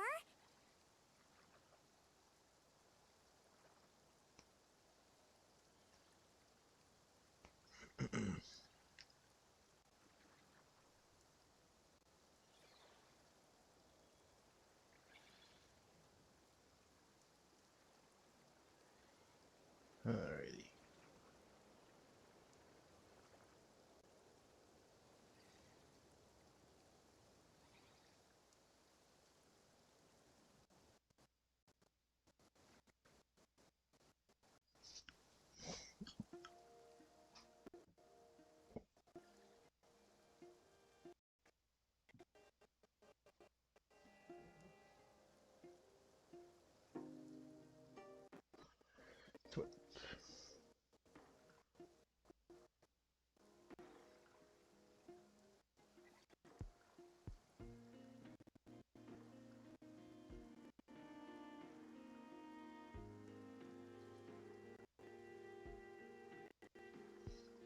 Let's see if I can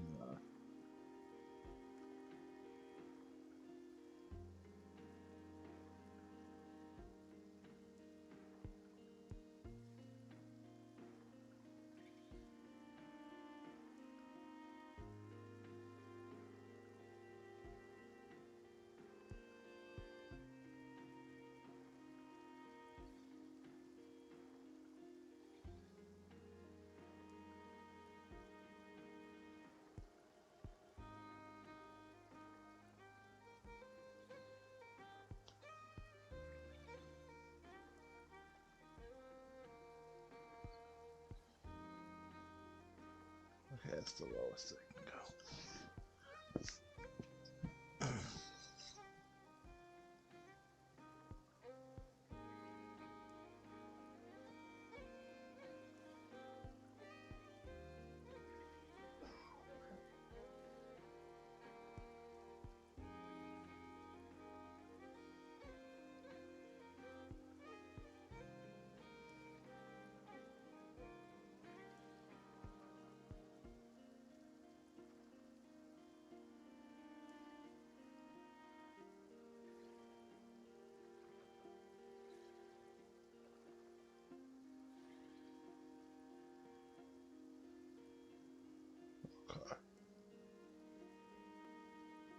I already have the ads to the lowest setting. Okay.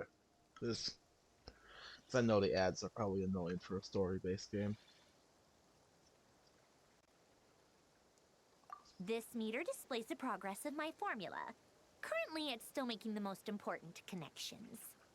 Once it's finished running, I'll deliver it right to your side. And then, we can finally bring Columbina back. What do you mean, deliver it? Can't you just tell us over the Dodo communication device? It'll just be some numbers, right? Ugh, you're such a greenhorn. This isn't the kind of formula you solve in math class. It's a highly complex algorithm capable of constructing a framework of rules. Ugh, whatever. We'll be here all day if I start trying to explain it. All you need to know is the formula must be completed before we can bring Columbina back. I'll share the data with you. Nicole's agreed to let me use her information channel, so we just need to use the Dodo communication device like so. And... there. Now you can check in on my progress. Wow! Look at that! You're amazing, Sandrone. About time you recognized my genius. Took you long enough. Anyway, that's all for me. She's something You should check else. on the others if you have time. Make sure we don't have any weak links in the chain. That might sound harsh to you, but close supervision is a common practice in a Fatui. Not looking to catch anyone out. I just care about everything going smoothly. That's all. I'm kinda stuck here while the formula's running, so I need you to be my second pair of eyes in the meantime.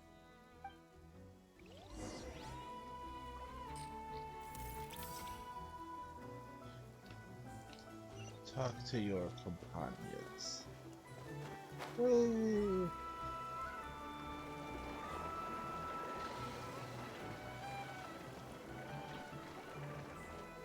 I guess I'll talk to these two first. Thankfully, Miss Nicole has come to our aid. Nasha Town is now looking very well defended. Golden Flame. Yes, that's Nicole's power, all right. Based on the latest message from Grandmaster Varka, it sounds like they've reached an agreement. The situation should be more stable with her assistance. Everyone will have at least some degree of protection. Albedo! Durin! Hello there, you two. Are you well rested?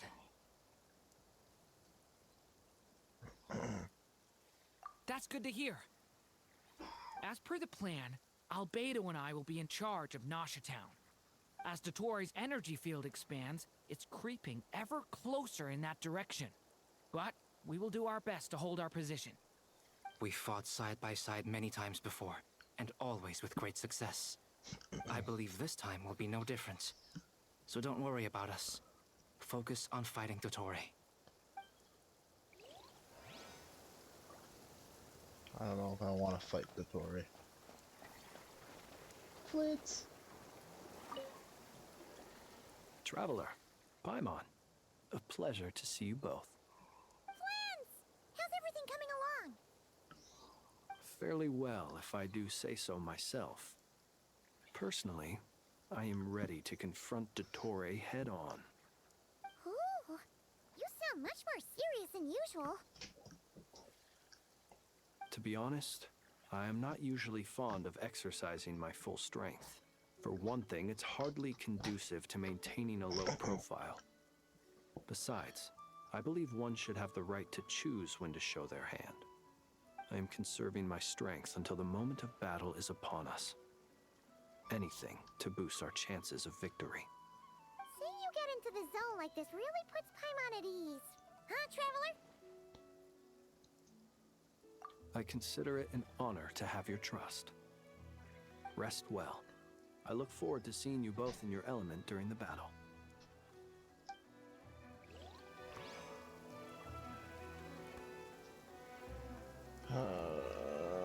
Bella.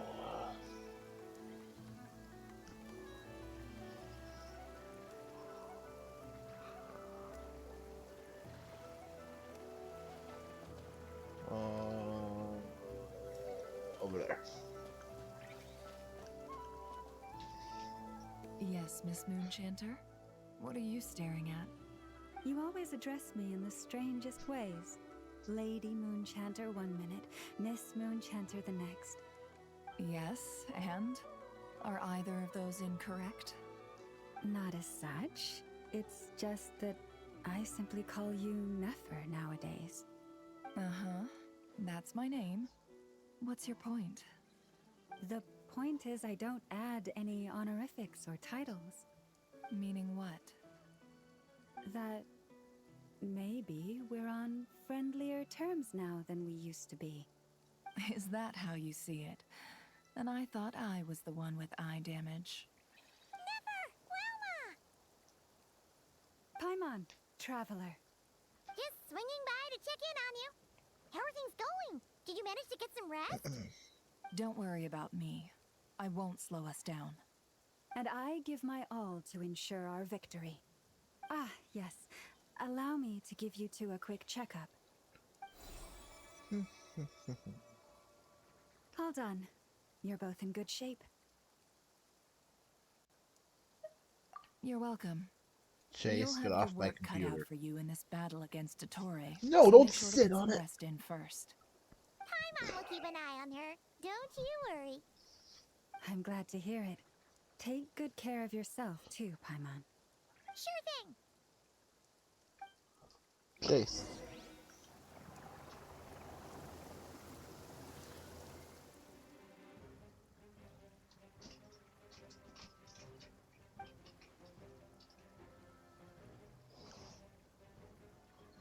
Hostiles incoming. Here they come. That's quite a horde. As we expected. Get ready, everyone. Take your positions and prepare to engage. Let's begin. I'm at the ready.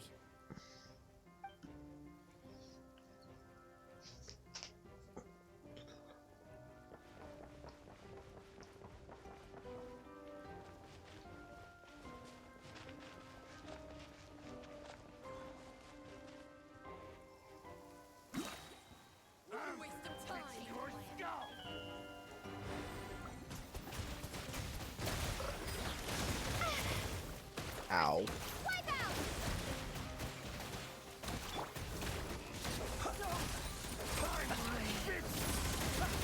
Keep your distance. Fear the dark. Another one.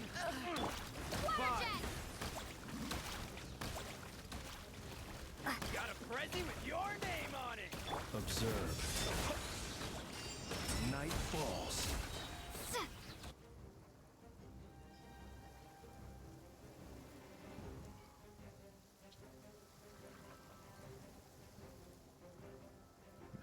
Wow. Really? Your skull. You poor lost lamb. These creatures cannot stand against us. Oh, fighting talk. Just don't let your guard down. That goes without saying. I'm hardly the risk taker in this group. Excuse me?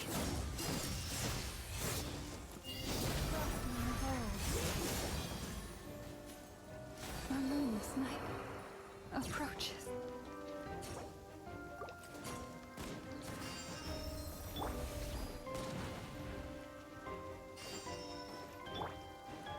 No more lies.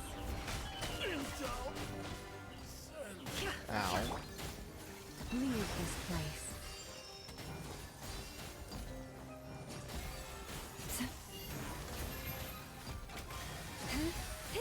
Can't hide the truth. The deception ends here. For the everlasting forest. You poor lost lamb.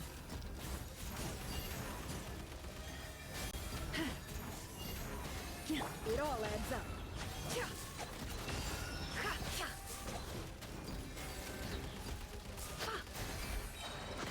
The mystery unravels.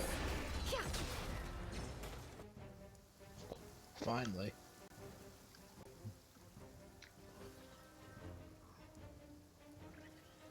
Albedo and Dern.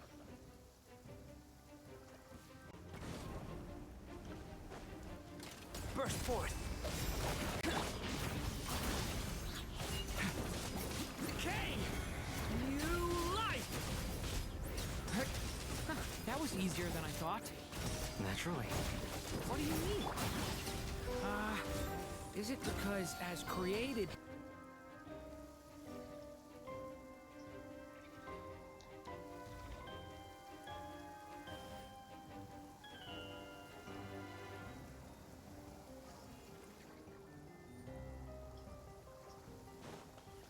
Run while you still can! There's nowhere to hide! Forest, protect us. By the frostman of old. Can't hide the truth. Be silent. People have always used fire to drive away wild beasts. Wouldn't a lantern work just as well? You read my mind, my dear friend. I was just about to say that. All right then, dear friend. Bring the light. Stop freezing me. It all adds up. What a joke. For the everlasting forest.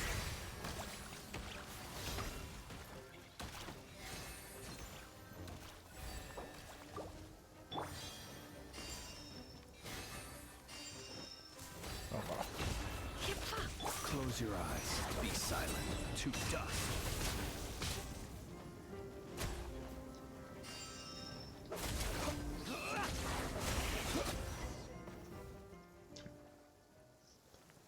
Car. Oh no, it's him. You're looking well. I trust you've had a good couple of days. Dottore. It's actually a good thing, in my view. If the subjects of my experiment were to die prematurely, it would throw quite a wrench in the works. And so, I must thank you all for your resilience. We are no longer on the same level, but you are nonetheless worthy of my respect. A creator god should be merciful and gracious after all. And in any case, it is only right that before I end your lives, the world is informed of the arrival of their new god. Wait, what now?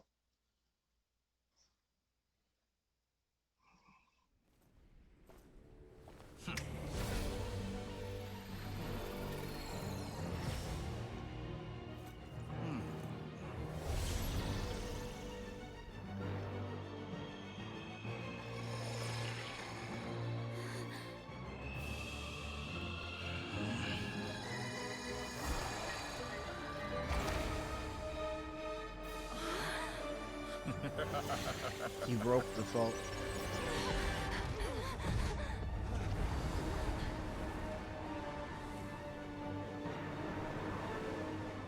Whoa.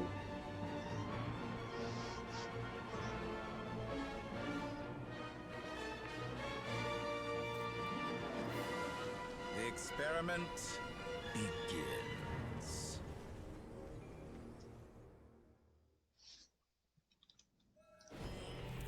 I'm gonna keep that cutscene.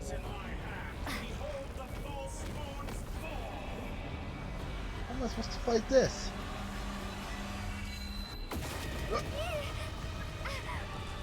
Did you honestly think that would hit me?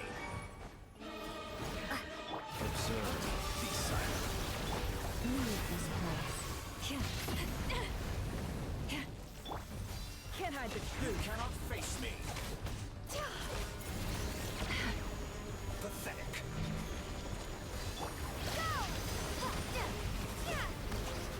Observe. Close your eyes. Observe. Did you honestly think that would hit me? Boys, protect us. It all adds up. Ow. Enter. Be silent. The deception ends here. With one heart, we pray.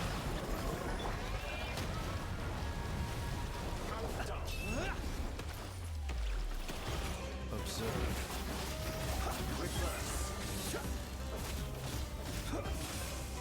What? Okay. The long sleep beckons. Like an ant in my palm. I've been moved inside another space, and it's sealed off. Looking at the structure of it, it seems like the Torre intends to trap us here. There's no exit. Our endurance is about to be put to the test. Enter. To me. Leave this place. Leaving openings on Can't hide the purpose. truth. Confident, aren't we? Ow. Lush as the moon. No more lies. The mystery unravels. For the everlasting forest. With the mountains in my hand, behold the false moon's fall. Take cover.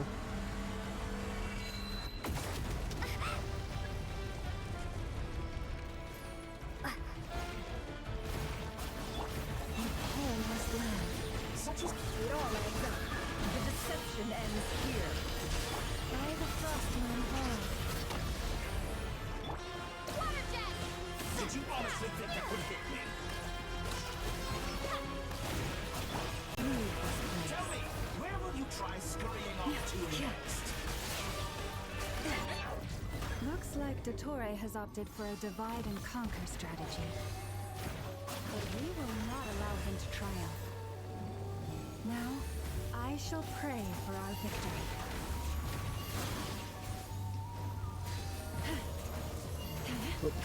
Oh, ow, ow, ow. Enter. Bends to me. Can't hide the truth.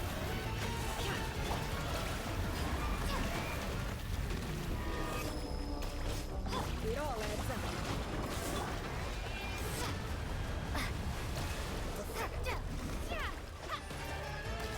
Excellent. You barely managed to. You cannot face me. We're not facing that. Moon's remnant.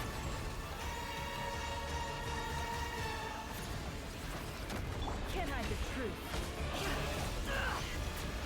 Ow. How farcical.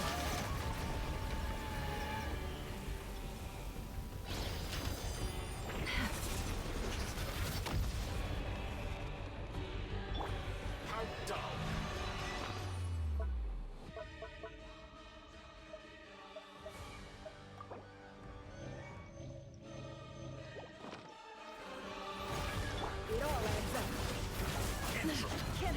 is to me.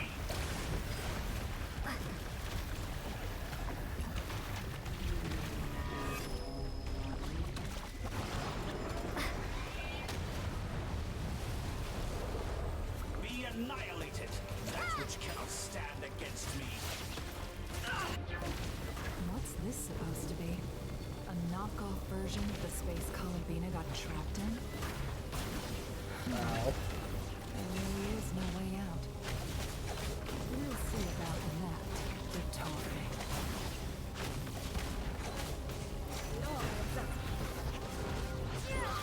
My apologies, I had not intended to take your teammates from you.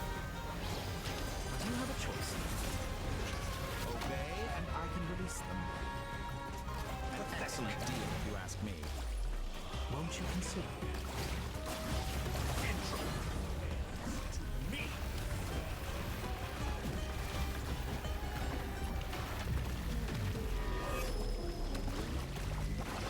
Ah yes, Traveler totally solo for it.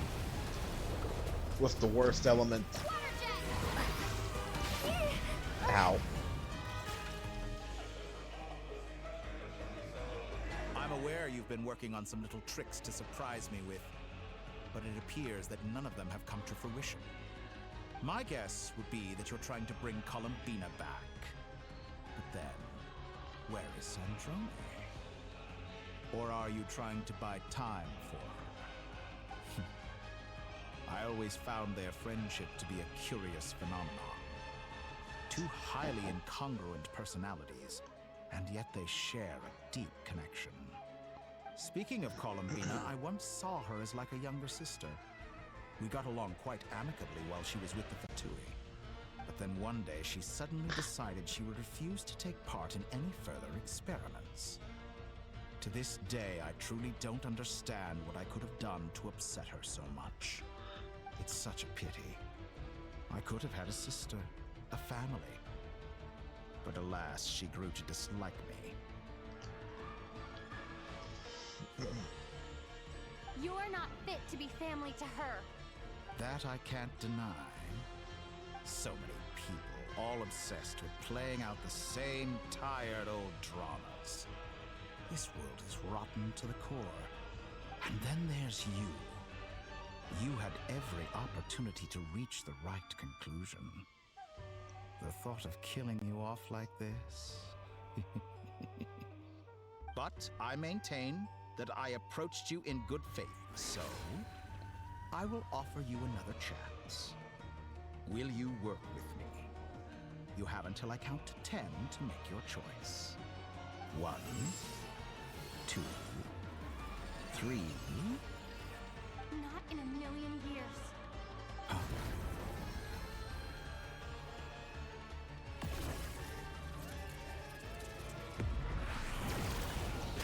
Oh. Sandrone, what a pleasant surprise. I didn't think you'd join us all the way up here. You're as sick and twisted as ever. Don't fool yourself into thinking anyone's grateful for the chances you're offering them. Sandrone, the formula hasn't finished running yet. Funnily enough, I was just discussing a collaboration opportunity with the Traveler, and then I see you, who I must say is a good example of an opportunity gone to waste. Gone to waste? I said that everyone would get one chance, and you've used yours to march right back into the lion's den. So yes, it's an utterly wasted opportunity. And what makes you think I believe a word that comes out of your mouth? I was planning on disposing of your little formula after wrapping up more urgent business here. But since you've taken the trouble of serving it to me on a silver platter, I can simply bring it forward in the schedule.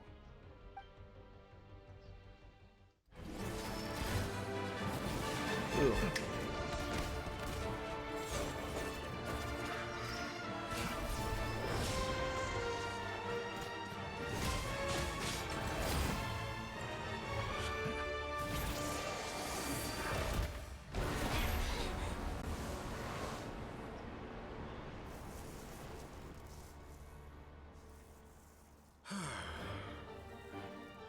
Is this your life's work?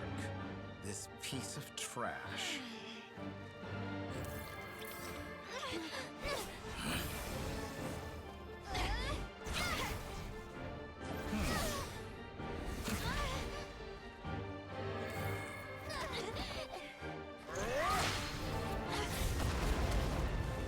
Well, we're cooked. Your formula runs too slowly, Sandrone. You put your hope for success on others instead of fighting dirty. That is why you have failed. Now, whom should I slay first? Any volunteers? No one? How nice of you to leave the decision to me.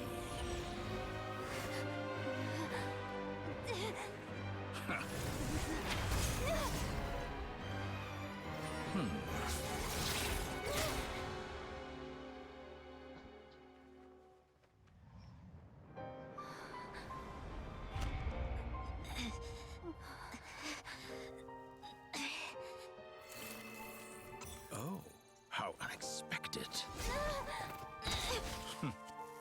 Sandrone, any last words for me, comrade?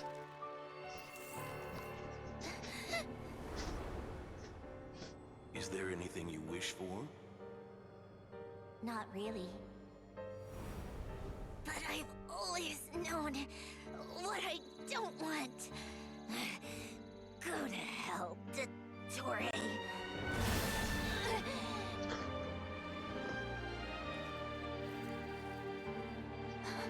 No!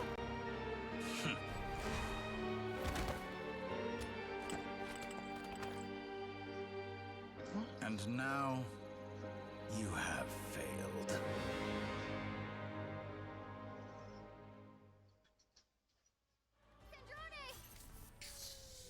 Now you see how fragile mechanical contraptions are. Just a gentle tap, and they fall to pieces. However keen of an inventor Sandrone may have been, her death spells the end of the formula that was running inside her body. Of course, I have to commend her for making it this far. As her colleague, I have to admire her stubborn tenacity. Now, it is time for you to take your place by my side. My count was interrupted, but the second chance I extended to you still stands. Once again, you are welcome to join me. By now, I'm sure you have gained a greater appreciation for the power and authority I wield. What is stopping you from embracing a new world of endless possibilities? Not in the mood to talk? As you wish. You seem less talkative than usual today. I'll change the topic to something more apropos. Sandrone was always like this, never trusting anyone. Always so reluctant to share her research with them. Objectively speaking, she had her strengths. It is remarkable how she extracted and even optimized the world formula from so much data. But her inability to trust was her undoing. Had she allowed someone else to monitor or run the formula for her, you might still have a chance at victory even now. But regrettably, she was a stubborn fool. As much as it pains me, she had to go. Dottore. Maybe this is news to you, but people can change. Columbina surprised you when she escaped, and I think Sandrone would surprise you too. Change? You can twist the truth however you want, but I see it clear as day. You're the one who can't trust other people. Is that how you see me? By this point, what can you hope to do about it?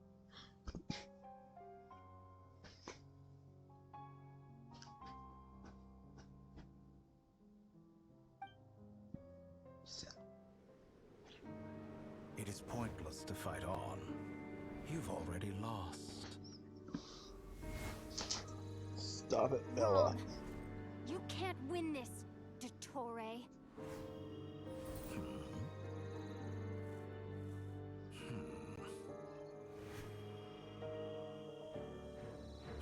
What?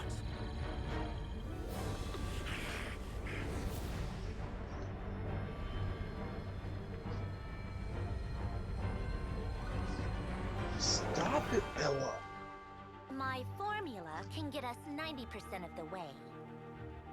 It will connect you to Columbina. Then, I will bring the formula's output to the Traveler's side. For the last 10%, do whatever it takes. Just bring the moon down.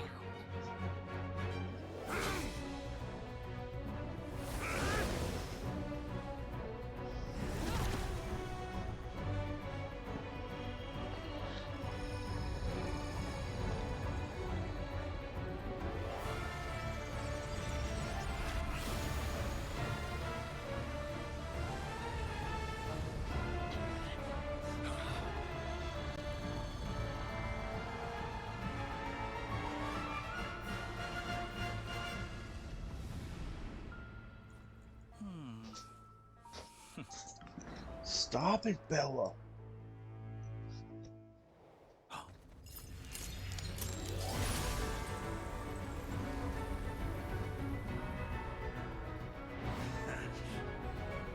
The moon will never be yours.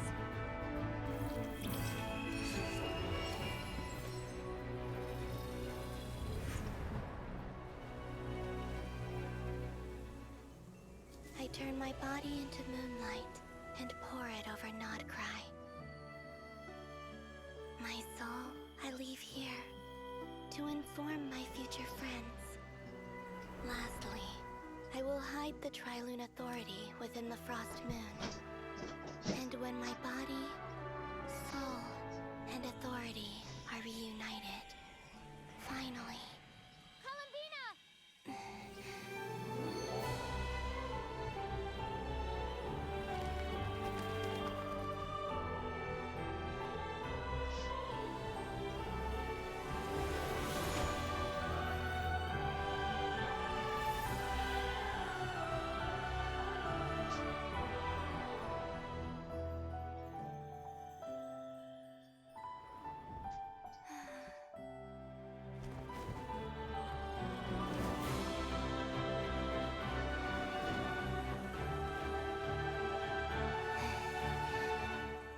It's been too long. I'm back.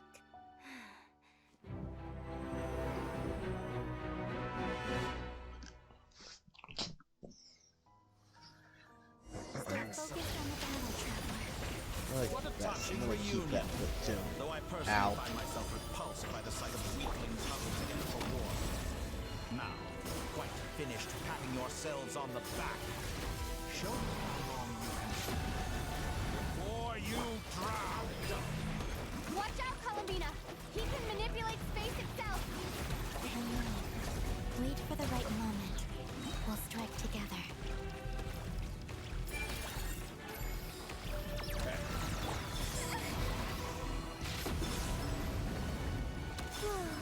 Moon's remnants fall. Leaving openings on purpose, pathetic.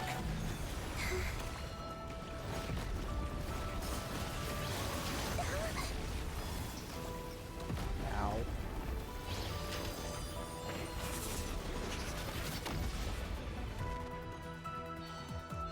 Enough!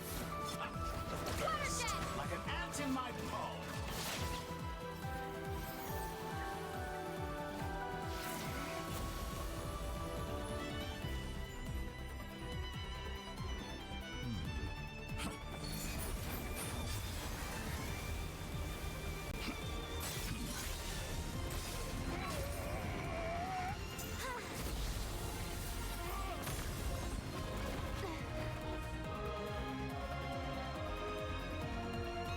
I grant you the new moon's blessing.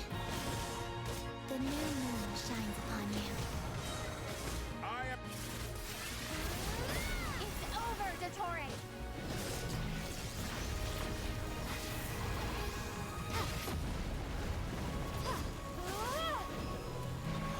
Where we go?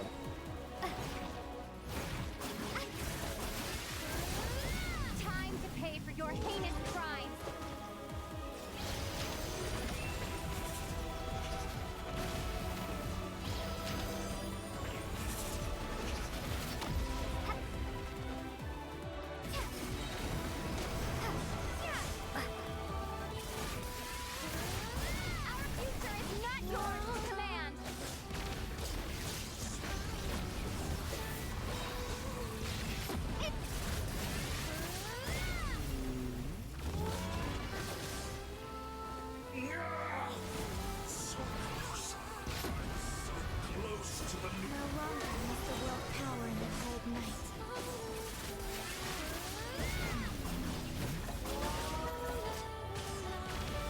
got this.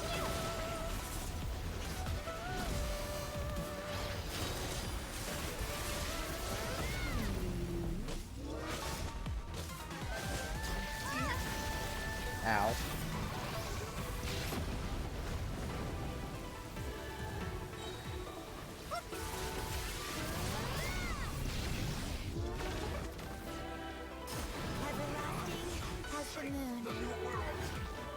Hey, I got a penal sign.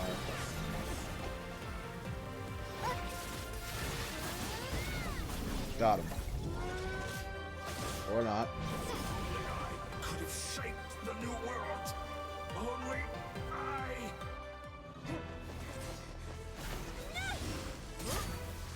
Willfully blind. How can you be so satisfied with your fate?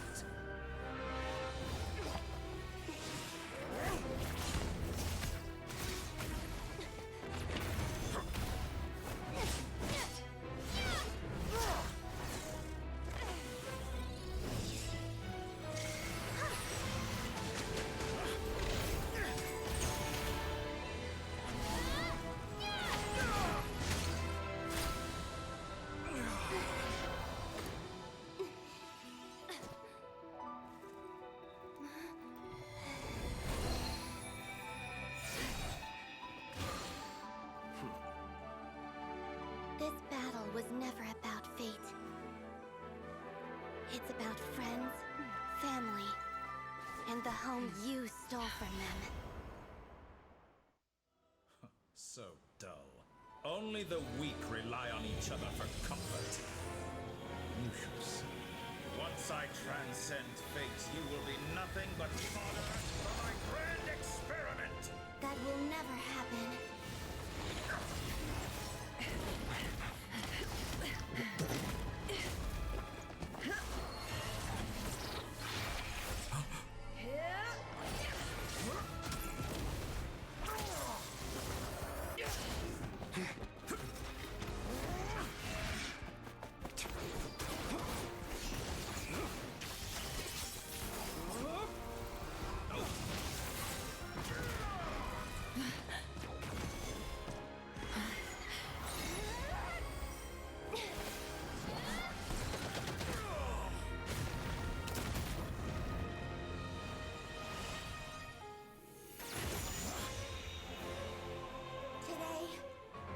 The moon lights up this world once more!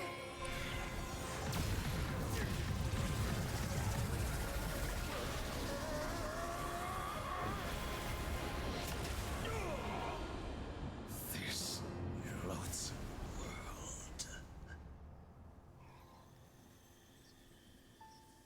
God's ass.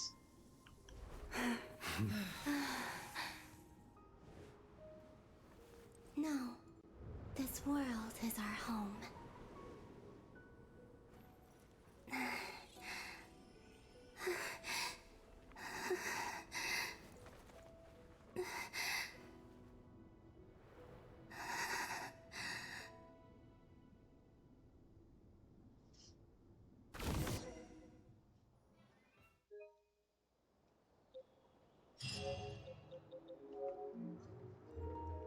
I'll go trim those down later. Just want to make clips out of them.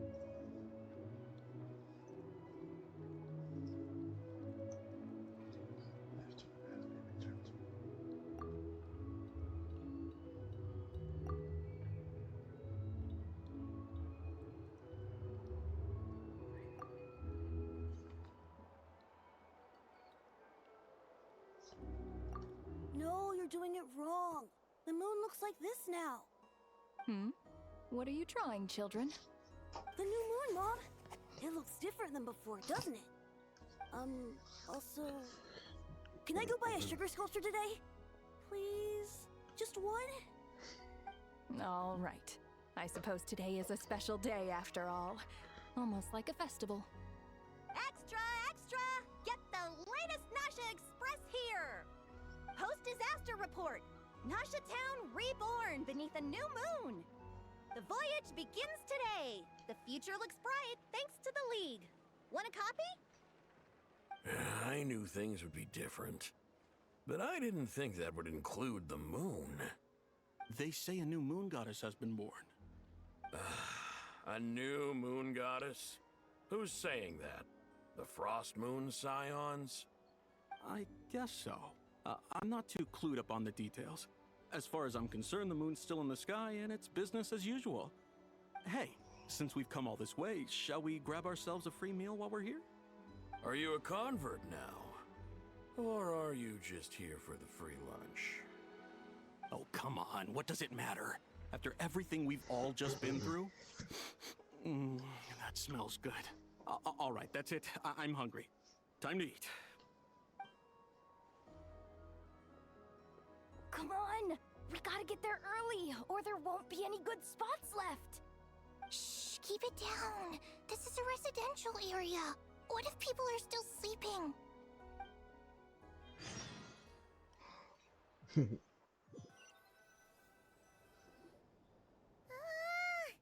Why is it so noisy outside?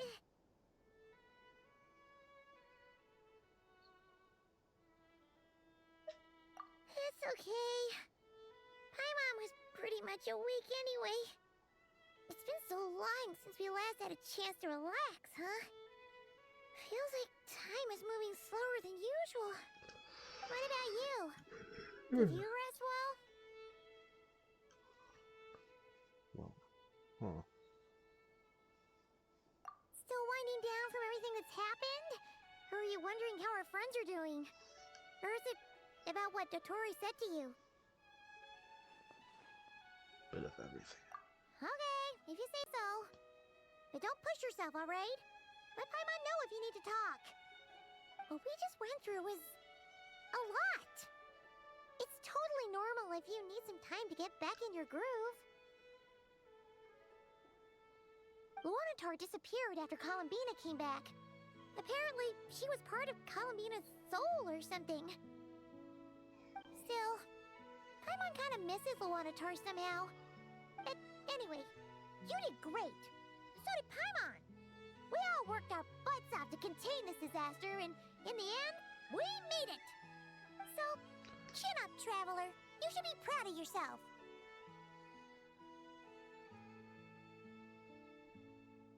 Hey! Don't poke fun.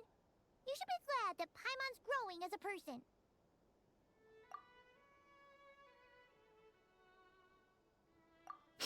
Paimon didn't think you'd mention it.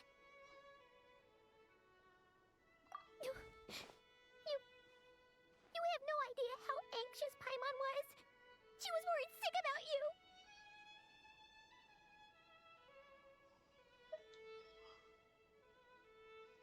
Well, if you really want to show Paimon you're sorry, you're gonna need to make it up to her. You better be ready to splash out on a lavish meal. Of course, that's where Paimon goes. Gotta love Paimon.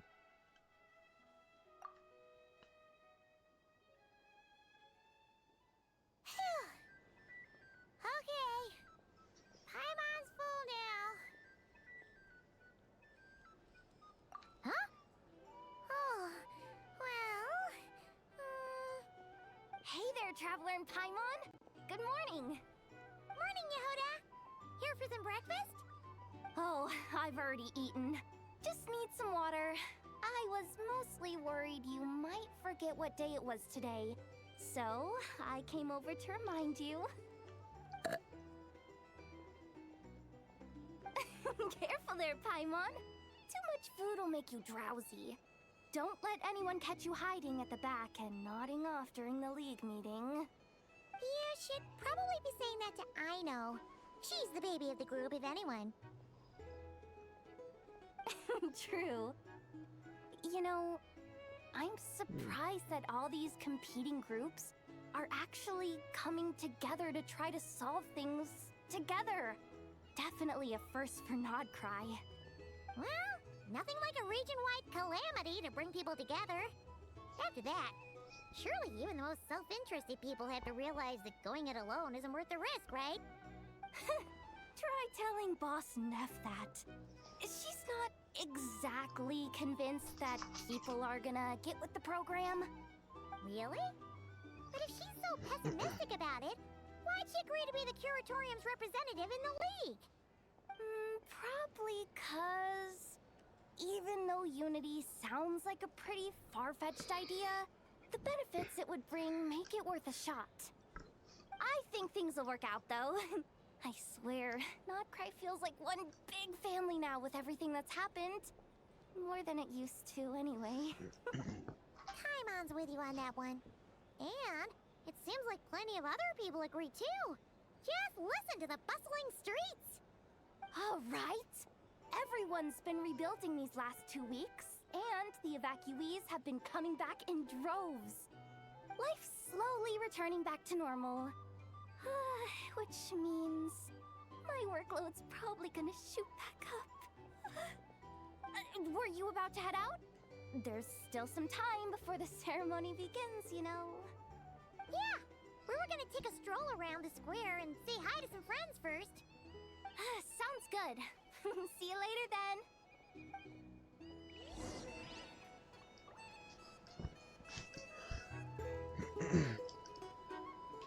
So where are we going?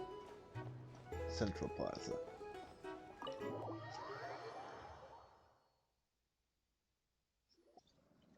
Please accept today's boon. Have a nice day.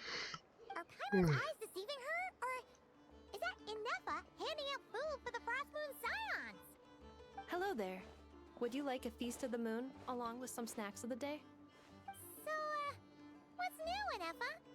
It was only a few days ago when we last saw you, but it looks like you've joined the Frost Moon Scions in that time. And I know too? What are you talking about, Paimon? We're just here to help. Duh. In the wake of the disaster, it's all hands on deck. We responded to Llama's request for support. At times like these, the smallest good deed can inspire others and help them through the hard days ahead. And we're using eggs and heating tubes to make that a reality. In true Kamkake Crab Shop style! Enough! Did you hear that? The Traveler said I did good. The Traveler! That's because it's true, I know. Proposal. If you can resist eating today's dessert, I will provide you with compliments, too. No way! Well, that proposal got shot down quickly. I need something to get me through the hard times too, you know. Mom! Yes, dear. Go right ahead. Excuse me. Could I take a photo with the robot lady? She helped us get safely out of Notcry, and she helped us get back home too. She's the best. Of course she is! And since I'm the whiz kid who built her, that makes me even better than best, right? But you stole my snacks though. Oops. Shall we move to the open space near the center? The view there is better. Thank you! Take a photo. You the better pick for this job, Flint? You underestimate yourself yet again, Master Ilua. Not at all. I rarely come by Nasha Town. I don't know any of the big shots here. All in good time. Socializing is a step-by-step journey. But you're much further ahead on that road, aren't you? You're not seeing the full picture. You know the truth now. My friends do not understand my habits. There is no question about it. The Lightkeepers need a representative in the League. Someone who is upright, cares about other people, and can realize their self-worth through group action. You say it like you wouldn't make the cut. I am most flattered that you think I would. Sigh a little less, Master Ilua, and have more faith in yourself. All the Lightkeepers agree that you're a very promising young man. That is precisely why Starshina and Nikita felt safe delegating such important work to you. I'm sure we all also agree that we would sooner die of dehydration than manage to wrangle anything out of you in a discussion. My apologies. I am not in the habit of bringing water with me when I go out. Whatever.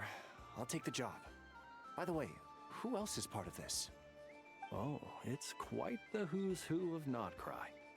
There's the Moon Chanter of the Frostmoon Scions, the boss of the Curatorium of Secrets, a representative of the Voynich Guild, and even someone from the adorable Kromkake craft shop. I'm sure you will find speaking with them to be a genuine pleasure. If you say so. I've never done this work before, so I'm honestly a little scared of making mistakes. But I'll do it. Not only is it our duty as Lightkeepers, but because I want to make Nodcry a more welcoming place. An admirable attitude to take. The beacons are lit, Itlua. We're but one step away from breaking through the blizzard. We have the chance to band together and build our shared homeland into an Elysium. This is unprecedented for Nodcry. An opportunity not to be missed. Yeah. You're right. I'll do my best. Quite a few familiar faces have arrived. Let's go, shall we?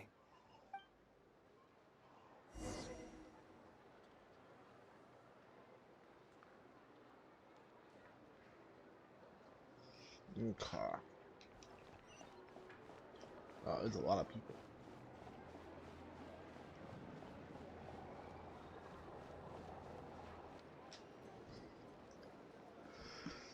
Wow! Everyone's here! You seem well rested. I know no one's asked, but I'm sure you all want to know, so let me just say, we're doing great. Thanks. Well, great, but not perfect. I'm starting to lose my mind from boredom. Can't drink a drop of alcohol while I'm waiting for my wounds to heal. I'm sure you had a sneaky swig or two. Wait, how'd you find out? I'm sure you must be missing Mondstadt after all these years away, Grandmaster. Yeah, you could say that again. Every time I get news from Mondstadt, it makes me want to go back and see the place for myself. Honestly, once things are wrapped up here, I think it'll be time to head back home. Hey, looks like someone's taking the stage. Can everyone see okay? Anyone need a boost? Bye, Mon. I'll just listen from the back. It's fine. You're taking this pretty seriously, huh, Durin? Well, it's not every day that I get the chance to see how people speak in official settings. Soak it up like a sponge. I'll make sure you get a chance to practice for yourself later down the line. Actually, I know just the thing. You can debrief the Knights of Favonius for me. Mr. Varka, are you forgetting that I'm not a Knight of Favonius? I can knight you. Any particular title you'd like? Is he joking? I really can't tell. You'll have to figure this one out for yourself. It'll be a good learning experience. It is my honor to host the opening ceremony for the League, and to have this opportunity to speak to you all in my capacity as Voynich Guild representative. Could this person also have been pushed onto the big stage by the real big shots? Guess I'm not the only one then. We come here today, having weathered the trials and hardships of yesterday, and having learned from them the importance of unity and cooperation. All right, here we go. Uh-oh, looks like Aino's off in Dreamland already. Wait, Boss is looking kinda drowsy too. What's up with her? Come on, get this speech over with already. Nodcry is our home, the land we rely on for survival. And as we chart a course for the future, may we persevere through the storms ahead as we sail towards a new era of prosperity, freedom, and hope.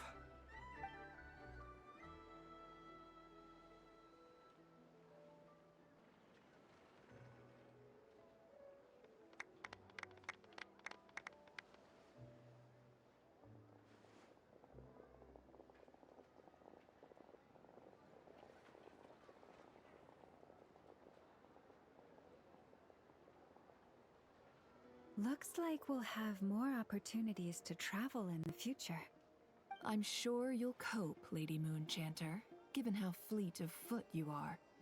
Unfortunately, I suspect I'll be too busy at the Curatorium to act as your host. We have a busy schedule, not to mention an international network of contacts to manage. It'll be all right. I'll just check your schedule with Yehoda well in advance.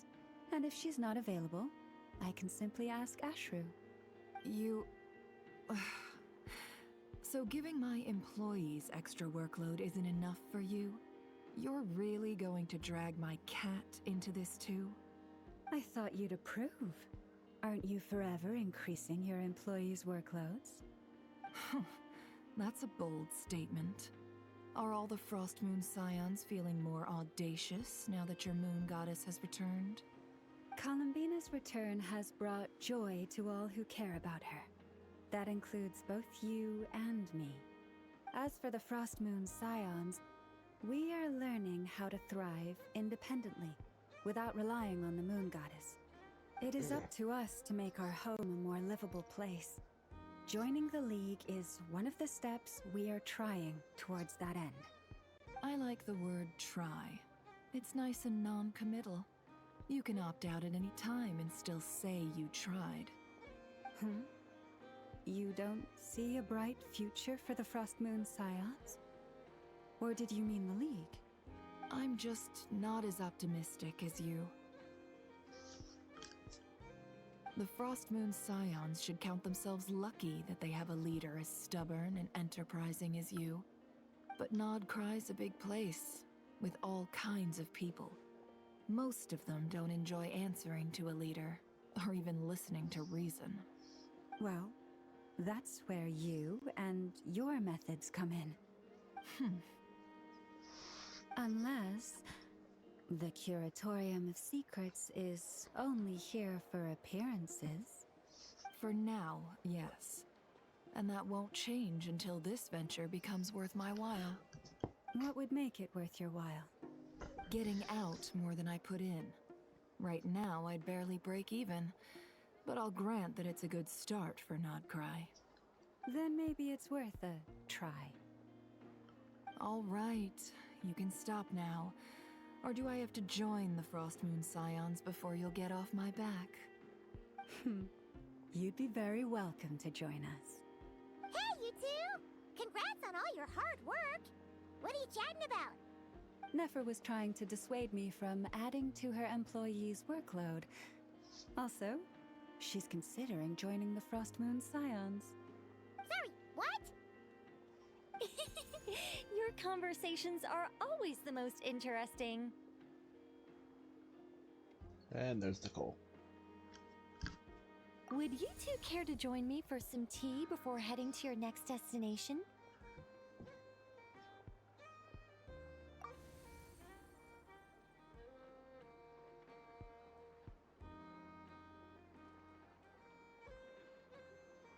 Nicole? Wait, where are you? Aren't you gonna show up today? Sadly not. I'm otherwise occupied right now. I'm sorry, Paimon. I can hear how disappointed you are. If it's any consolation, let me say that how things appear on the surface is a far cry from what they are at their core. Perhaps you'll feel better if you focus on the fact you have a special line of communication with the great mage herself. Okay? Has something happened? No, or not yet, anyway. Well, that's not ominous at all. Not for the time being. Just think of this as a general check-in to make sure this communication system is still running smoothly. Besides, it's good to chat once in a while if we want to maintain our friendship. You could've just said so. Paimon got all worked up for nothing. Still, the best friendships are built through face-to-face interaction, you know? It's never gonna stop being weird having tea with you when you're not there and just talking to thin air. All right, fair point. I'll bear that in mind for next time. Yeah. Any update on that crisis at the world's borders? Elves just informed me that they had their work cut out for them, and now everyone's thoroughly exhausted. But they did finally get things back under control. Still, we can't let our guard down yet. The disruption caused by this disaster has made Tevat easier to detect from the outside universe. She plans to wait for things to stabilize, then reschedule her Mondstadt vacation plans. As for me, I agree with Hat Guy's perspective. This is a time when many new variables are emerging, and the situation is changing constantly. Plus, most of this change is for the worse. We have to remain vigilant and ensure that the embers of chaos are not rekindled.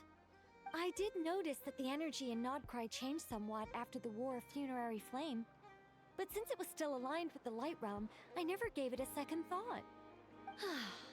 It looks like I'll have to examine the connections between phenomena I observe more closely in the future. Sounds like you got a lot on your plate. Just doing my duty. It's more or less second nature by now. Of course. To give you the full picture, I'd have to start with the substance from which angels were formed. Never mind. Paimon's right. Showing off my knowledge would be much more satisfying in person. By the way, you did receive the gifts from the Hexen Circle, yes? I'm not trying to claim credit or anything, but my pride demands that I at least mention it. They're quite similar to the protective talisman that Alice gave Dory, but with some very special enhancements. Oh! So that's what kept our friends safe when Dotori trapped them. Indeed. We went to great lengths to make sure they were invisible to his eyes.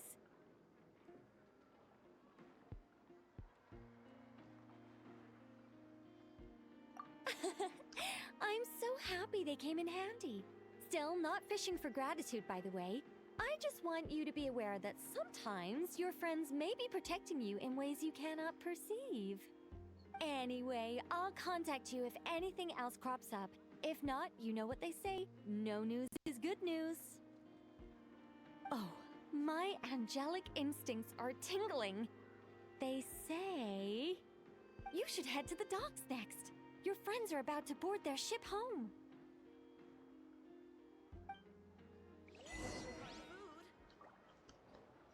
Alright, head to the port.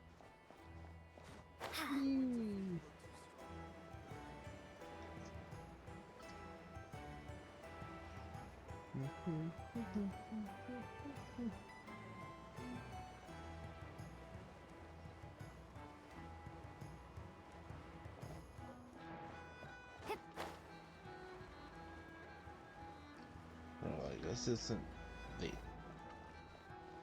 I like that the story's finally calmed down.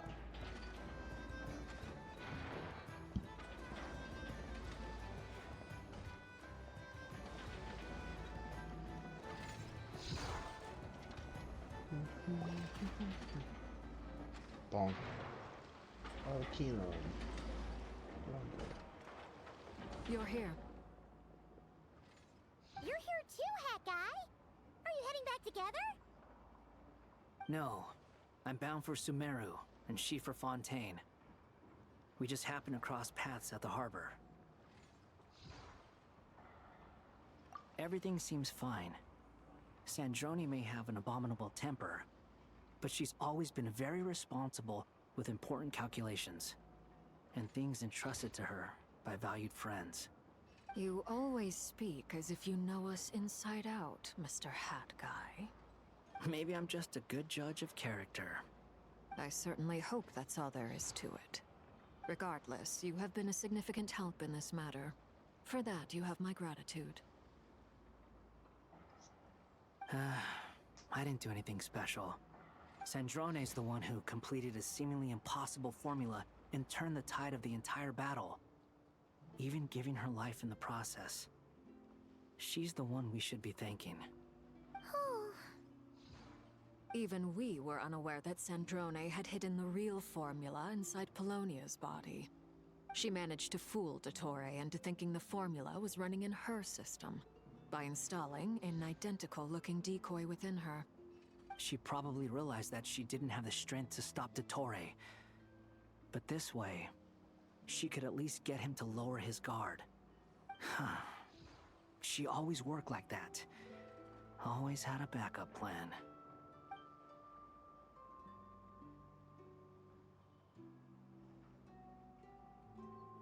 Well, that's why I'm traveling to Fontaine. She made a request of me long ago, and the time has come to fulfill it. Think of it as her will.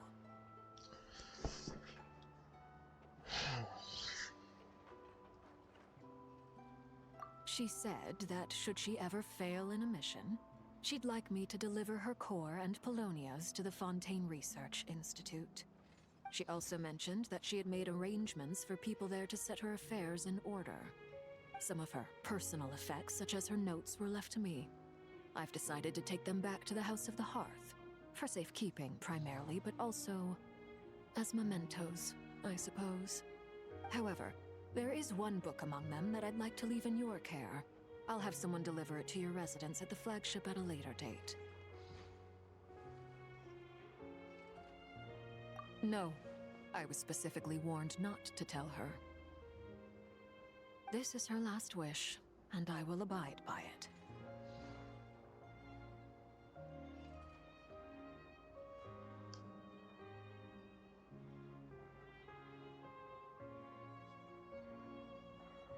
I can only hope so, but none of us here can know for certain. I bade farewell to Columbina earlier today. As promised, she turned the iridescent moon's marrow over to me. She spent a long time with Sandrone's body. How is you? Saying her goodbyes. Oh, is she alright?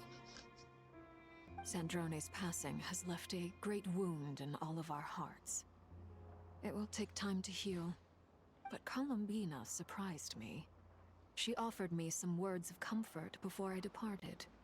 Despite being grief-stricken herself, she showed an awareness of the feelings of others around her.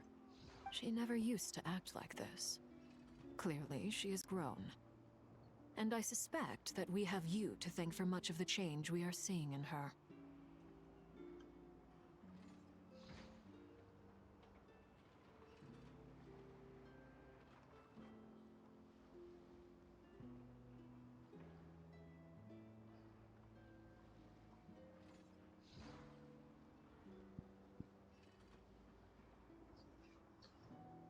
Huh.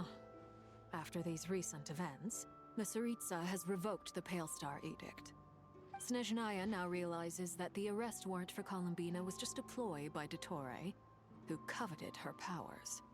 I shall return to Nodcry to see her as soon as I find the time. I hope that from now on, she too will explore more of the world. Columbina Hyposelenia's journey is only beginning. My ship is here. Traveler, Paimon, we shall meet again. You too, Hat Guy. What are you still bumming around for?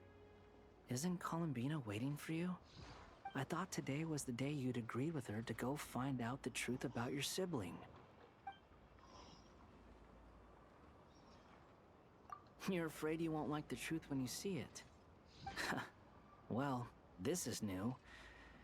I was starting to think that nothing could scare you. Don't say that! Wouldn't you be if you were in this situation? Fair point. But I'd say I have more experience facing up to unpleasant truths than the Traveler. They say blood's thicker than water. I know how much you need your family back.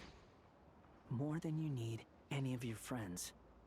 And I'm sure that all your real friends understand that too.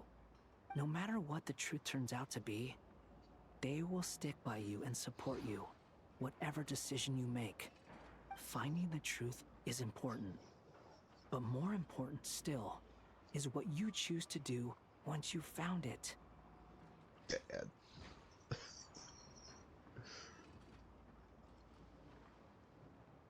At least, that's the life lesson I've learned from my experience.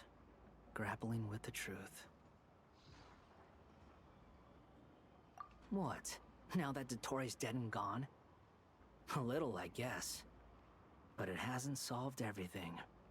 Maybe I regret not getting to end his life with my own hands. Or maybe it's something else. But for whatever reason, I still feel like I have a chip on my shoulder. Either way, I'm going back to Sumeru. Lesser Lord Kusanali is gonna need help dealing with all the chaos Dotori left in his wake. Not just from this incident, but everything he did in the past, too. You should continue with your journey, as you've always done. Who knows? Maybe we'll meet again someplace else. So, what should we do now?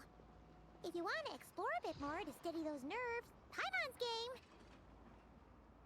After all, when Columbina said she knew where your ship was hidden, Paimon promised to give you two some alone time with the truth.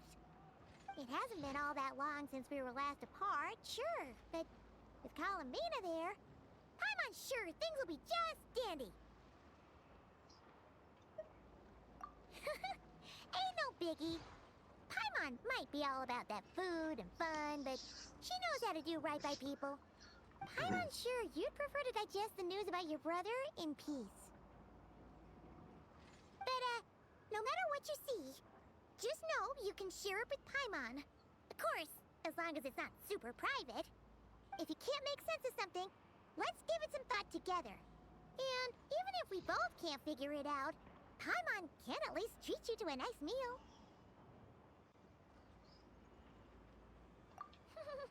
Glad to hear it. Feel better now? Alrighty. Next up, time to meet with Columbina. Meet up with Columbina. But before we do that, I'll be right back. I'm gonna run downstairs and grab something.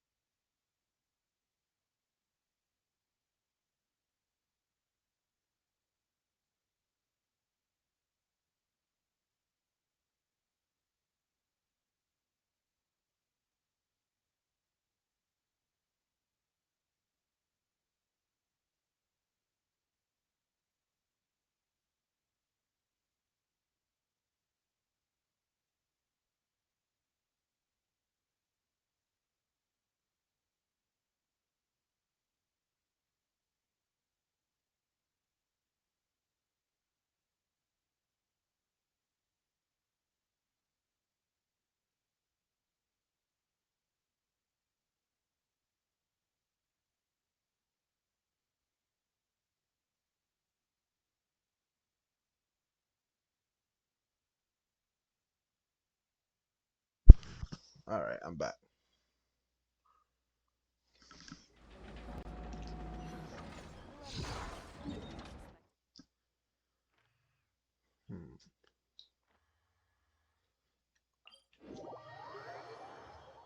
Oh.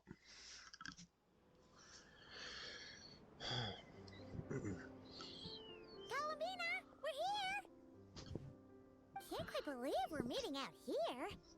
We've gotten used to walking over to Silver Moon Hall whenever we go see you. Well, you're still welcome to go there whenever you want to see me. It's just, now that it's all over, I've decided to make some changes. try and fit in with the Frost Moon Scions, like Lama suggested.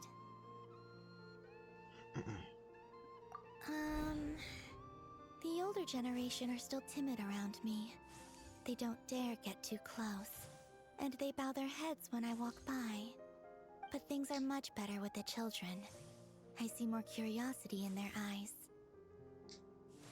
Hopefully, by the time the next Moon Prayer Night comes around, I can enjoy the festival with them as myself, without having to pretend that I'm only dressed up as the Moon Goddess. You'll do fine, Columbina. Paimon's sure they'll realize you're super nice once they get to know you better. You really think so?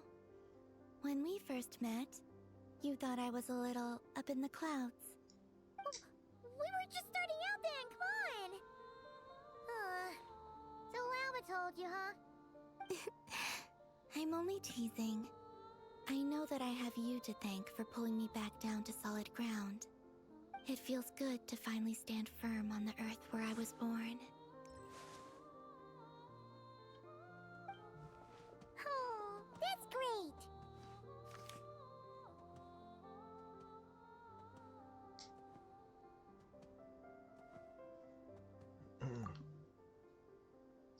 Thank you. I'll make sure not to lose it this time. Well then, are you ready? Ether, what happened to our spaceship back then? Why did you leave? It's time to learn the truth at last. Ready as I'll ever be. Good. Then let me open the way for you.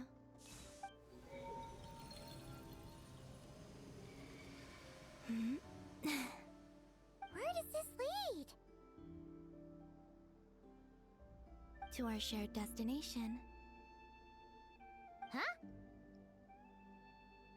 Do you remember me telling you about my missing prologue back when we just met? I said that my story began on the moon. But while I was inside the moon's reflection, I realized that my prologue was really hidden in the future. I just had yet to discover it at that point. The story of the time before I was born was in fact the story of my distant future. It's truly fascinating. But when I obtained the Trilunar Authority and returned to our present reality, I sensed something I hadn't expected. Your prologue. So you mean... Yes, your spaceship. All this time, it has been hidden on the Frost Moon, which lay beyond the sky.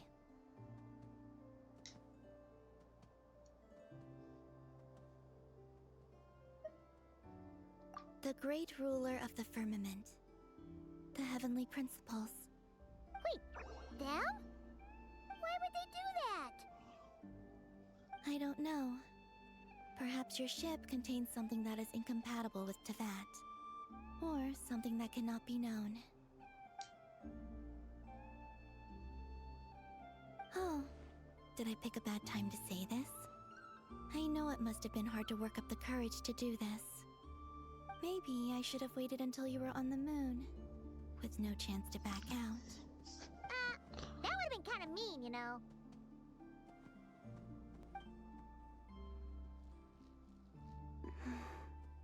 Take me there.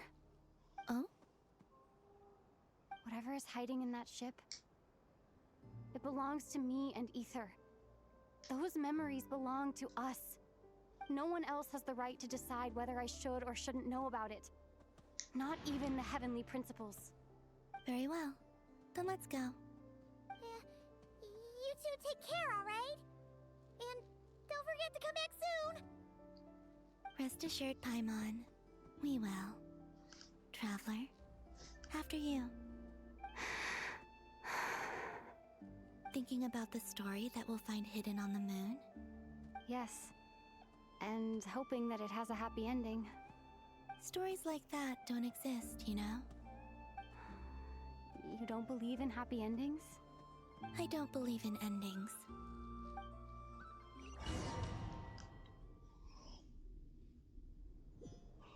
Where am I? This is the pathway I built between Tevat and the Frost Moon. The moon is very far away from us, so it could be a long journey.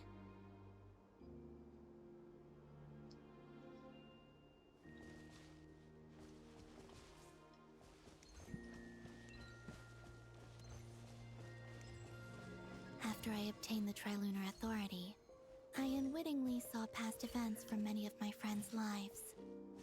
One was Lauma. She was so young when they chose her to be the Moon Chanter. From then on, the Frost Moon Scions looked to her to bring messages from their goddess. But, for better or worse, I had left Hisi Island before she was ever born. It was not until much, much later that she met me. I think it's for the best. Because of the way things turned out, you had the opportunity to become friends. You're right. In that sense, I think we were both very lucky.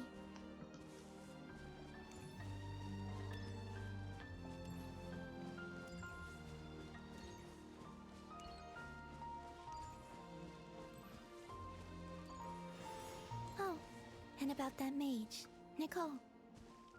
I only recently learned that she has lived in Teyvat since the time of the Three Moon Sisters. The Moon Goddesses always had a good relationship with the angels. I suppose our friendship continues that tradition.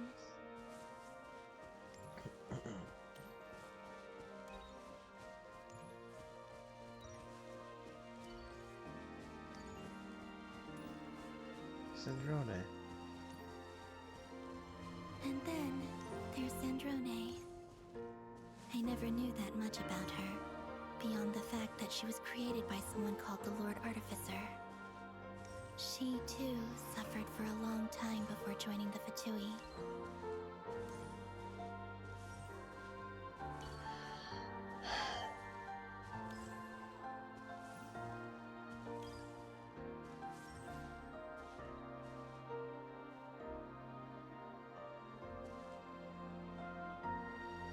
How I wish I could talk to her again, even if only to hear her say nasty things to me.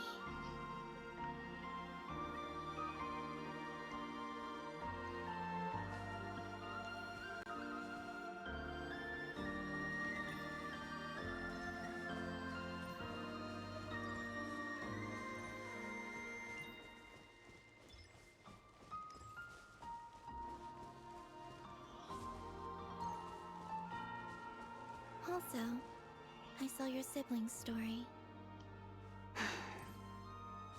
I'm afraid I didn't see much. It seems that he rarely came to the surface, where the moonlight shines. But I did notice that back when you first set out on your journey, he would often appear nearby, gazing at you from afar with a guilty look in his eyes.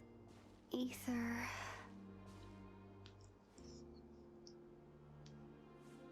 Let us speak no more of the past. I probably shouldn't reveal so much about my friends. It's not my place.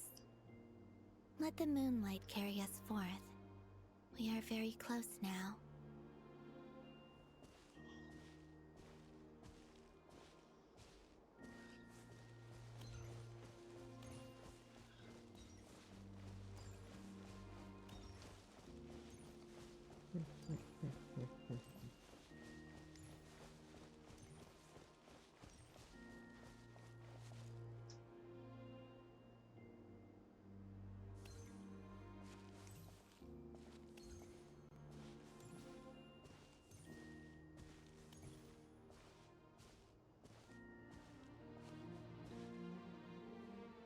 After this, I'd like to bring some Kuhenki to the moon as well.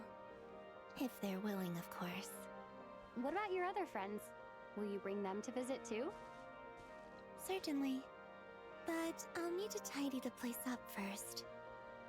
This home hasn't received any guests in a long, long time.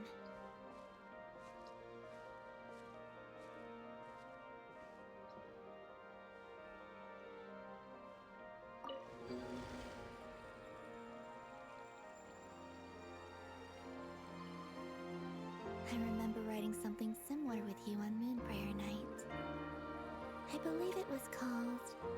Dodoko's Whirligig.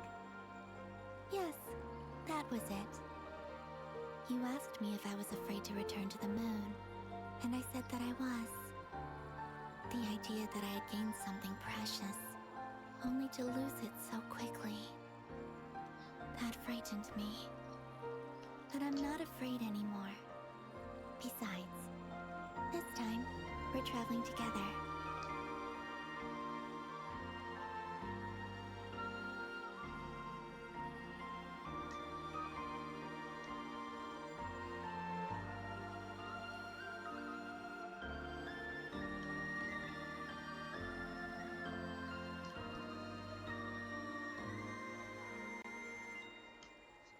This is pretty.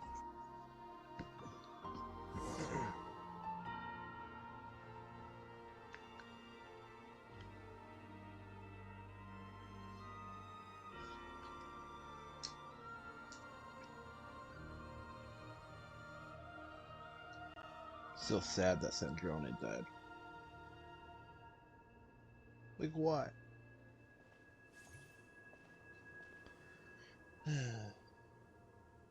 We're here.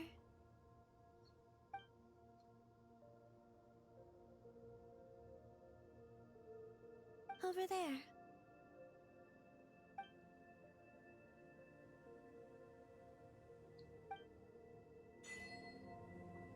To the moon. Hey, there's our spaceship. And why is my, every time I look at my game screen,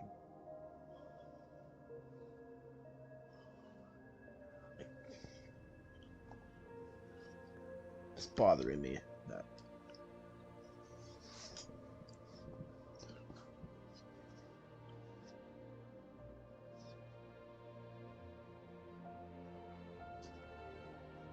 I have to adjust my camera. I wasn't doing this earlier though. At least I don't think it was.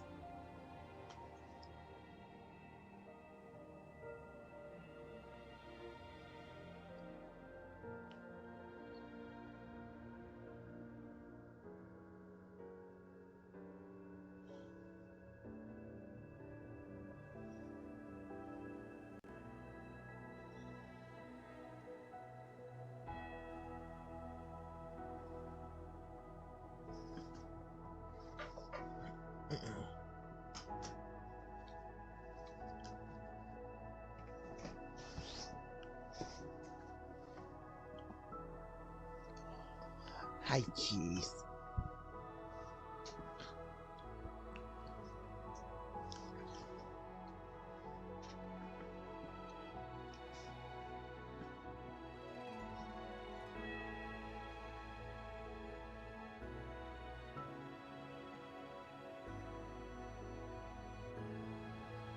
Ah, there it is. My camera wasn't level with me. Okay.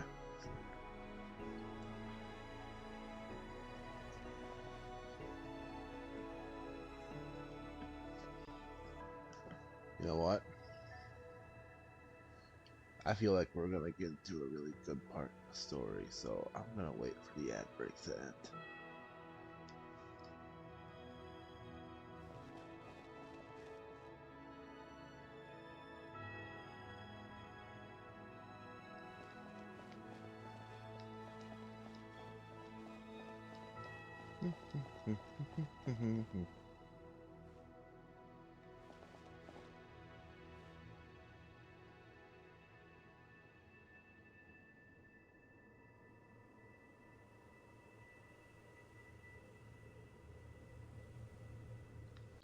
Come on, ads.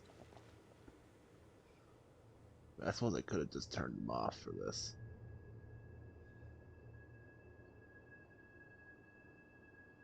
Okay.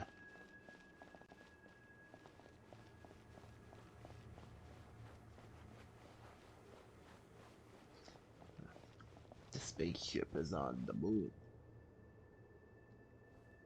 Am I allowed to explore the moon? I want to explore.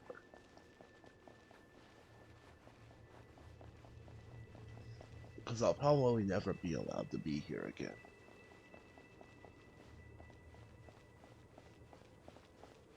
Set Earth?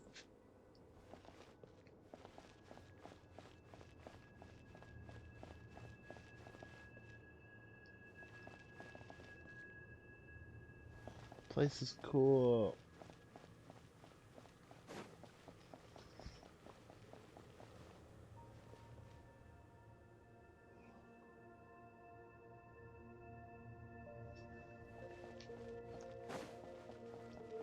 No, I'm stuck in this crater.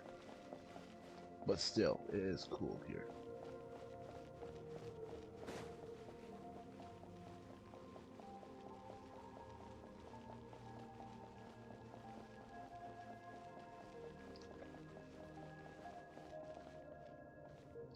And I am gonna take a screenshot.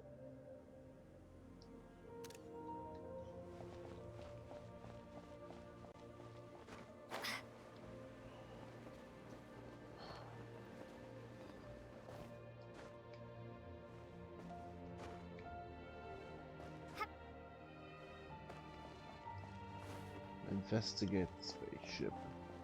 Okay, we'll finally do that. There's other broken things up here too.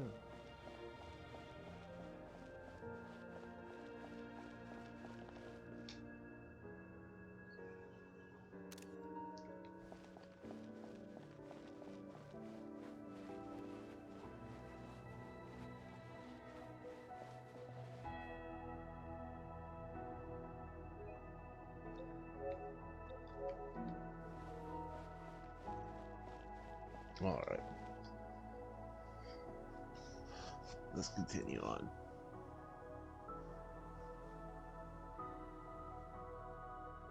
Our spaceship.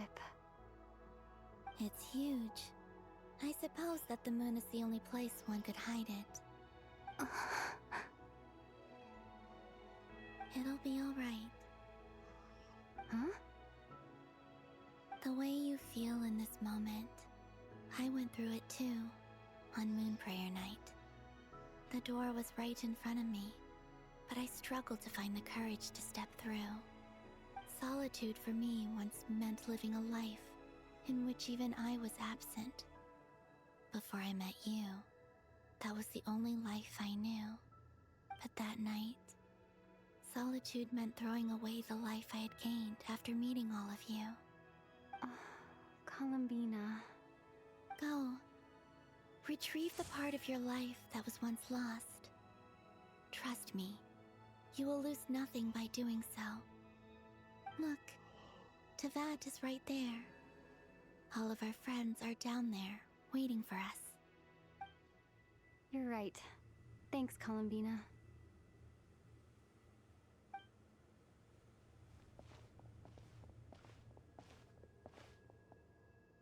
How can she breathe on the moon? Oh wait, please.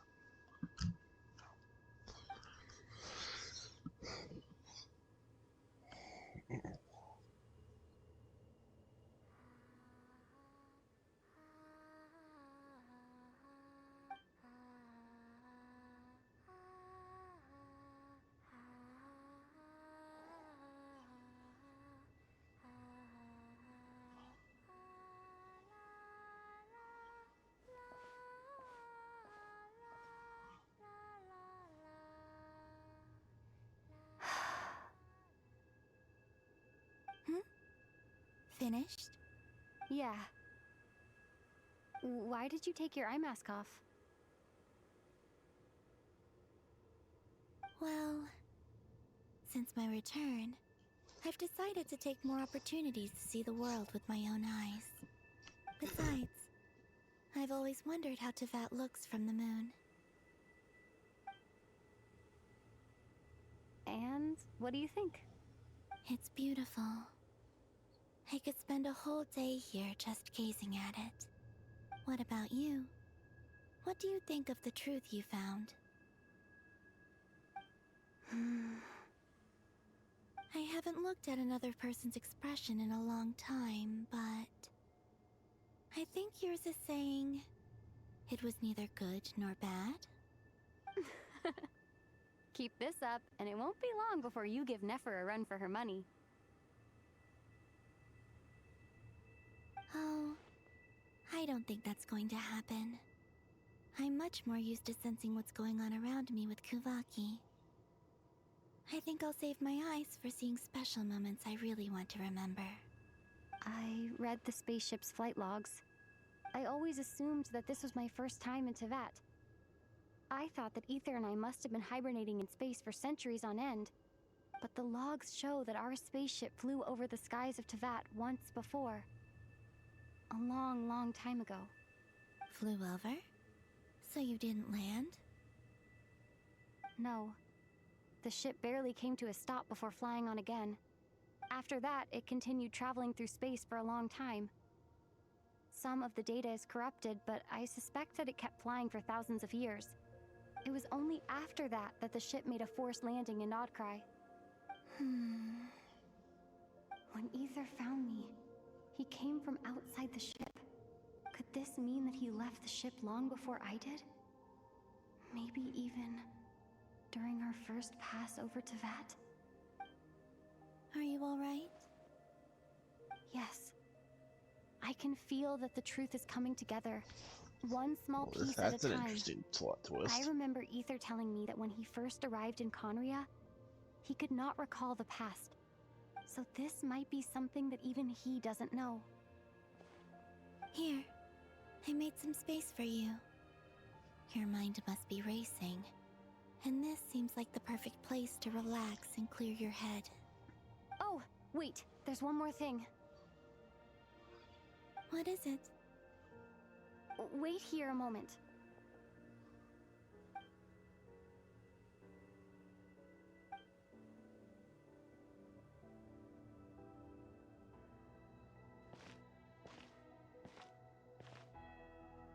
Hey, Columbina.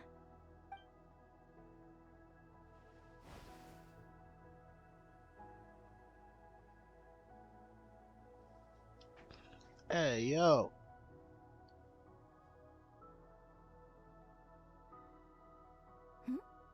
Is that a new outfit? An old one, technically. It's been in a cabinet inside the ship this whole time. It's a matching pair with Ether's. He always liked this set more. Huh. I don't think there's a huge difference. Really? Yes. It's still the same you. You're the same person, no matter what clothes you wear. Only Columbina would make an observation like that. Traveler, do you consider Tevat your home? Home is wherever Ether is. But then, after all the time I've spent here and everything I've been through, yes, I'd say it's my home. Would you change your answer if Tevat changed appearance? I mean, if the truth about Tevat turned out to be different than what you thought. I don't know. But I don't think so. The truth is not what matters most to me about Tevat.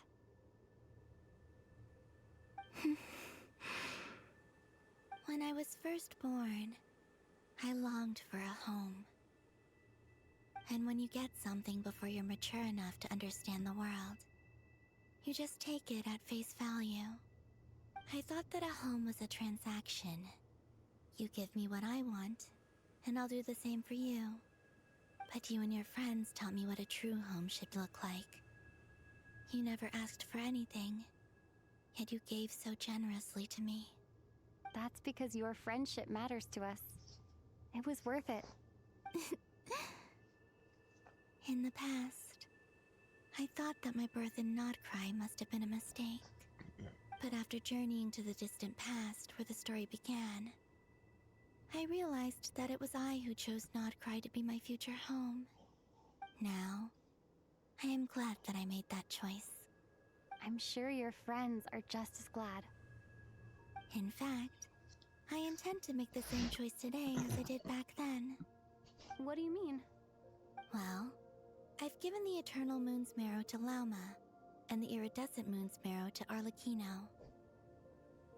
Oh. And now, I shall return my Kuvaki to Nodcry again, that it may continue to protect my chosen home. Traveler's new outfit's Wait, cool. But what about your body? Oh, are you worried that I'll disappear again? won't. Not this time. The Frost Moon has now entered the fall sky, and I am the Trilune Goddess. I am only returning to Nod Cry the part of me that it needs. I am giving what I can, because my home is worth it. Oh, and I have something for you, too.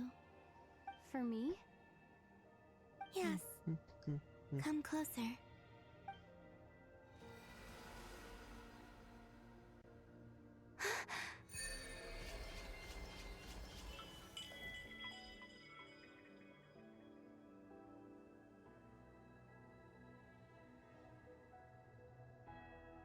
Florence. Wait, what now?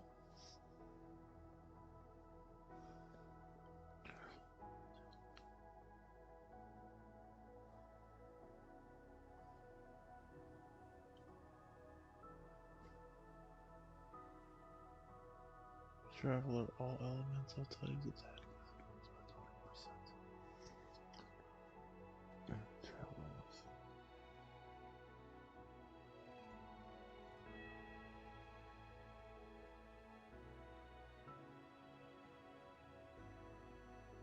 Night Soul.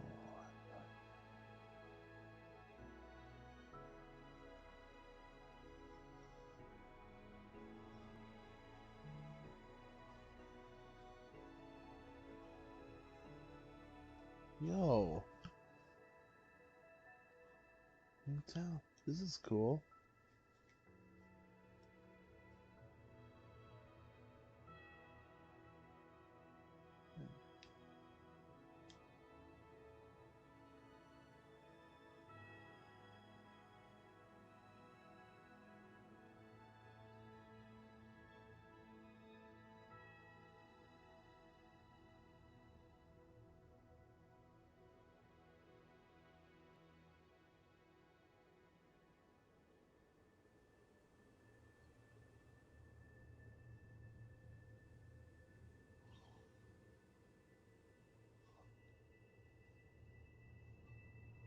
Traveler's actually stronger now. That's cool.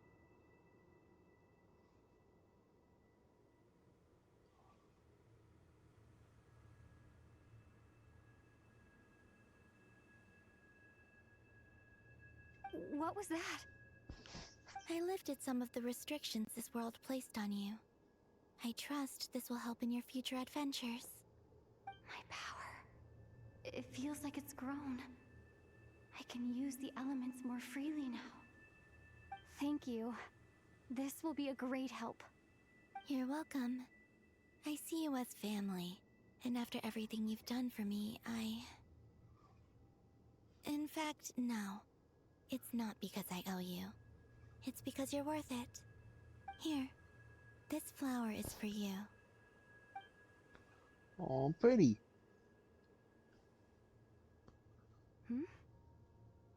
Isn't this a moon prayer blossom? Yes.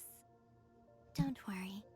You will never see these flowers lose their color again. I'm finally discovering the joy of giving. How I wish I'd learned this sooner. Hey, better late than never. What are you thinking about now? Why don't you take a guess? You get one shot. I don't think I'll get it in one guess, but I'm sure it's a happy thought. That's kind of a sneaky answer. I can't say you got it wrong. Down into that, the moon seems so far away. I felt it might always lie beyond my reach. But on the moon, everything feels so close by. The haze that once enshrouded the skies has finally been dispersed. I feel like a traveler on a winter's night, starting a new chapter in my tale by the warmth of a bonfire. I don't have a lot of luggage, but I do have a lot of hope for the future. Well, what's next? Next? To start with, I want to stay here just a little longer. After that, let's return home and continue our journey. True moon class. That was awesome. clothes bring back so many memories.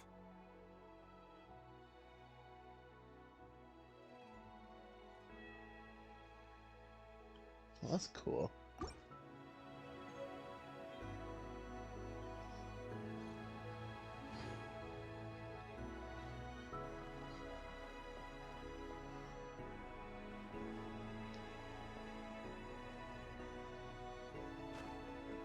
Whee!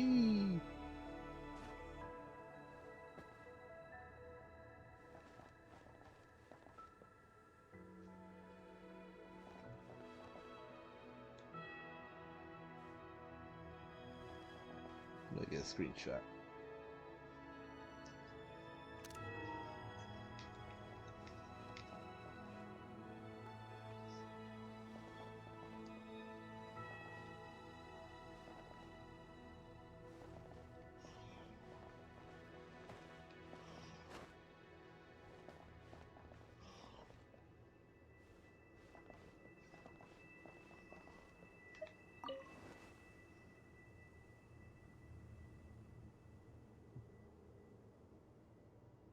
Peaceful. I want to go into a ship.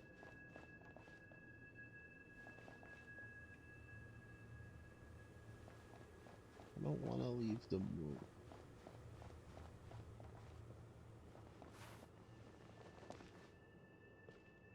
No. Whee!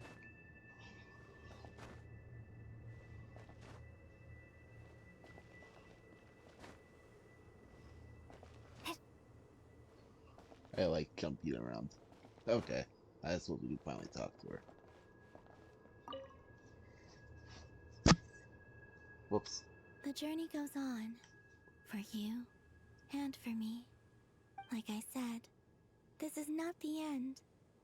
I don't believe there has to be an ending.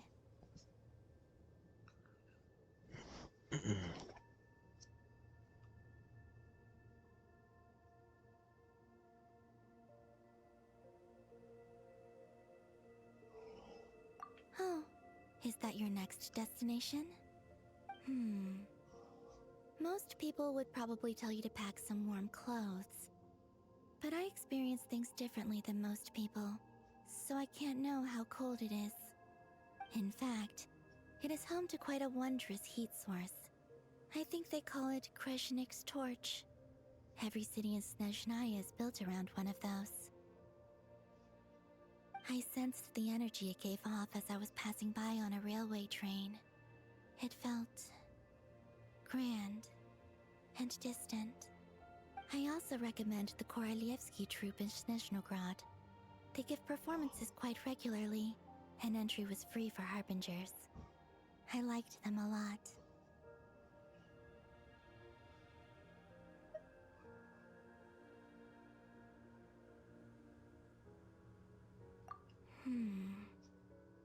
Ice cold and sharp. Crystal clear in some ways, yet profoundly unfathomable in others. Like the thick layer of ice on top of a frozen lake. That's just the impression that Tsaritsa gives me. I was never able to glimpse what truly lies beneath that icy exterior.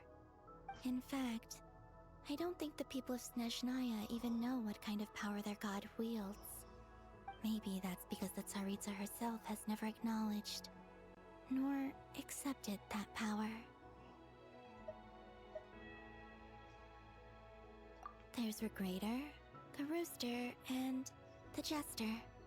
Between them, they control a lot of what happens in Snezhnaya. But I can never wrap my head around how exactly power is split between them.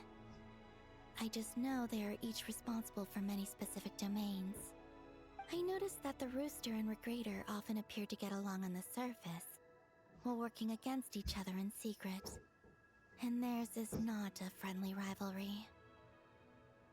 But I wasn't particularly interested, so I tended to keep my distance. Now that I think about it, the term Mistelton often seemed to come up in connection with Project Stuja.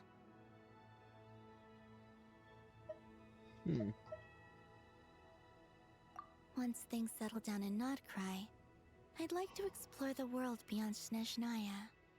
You've told me so many stories about the other places you've been to, and all the friends you've made there. I'm curious to visit those nations and see them for myself. It would also help me learn more about the journey that has made you into the person you are today.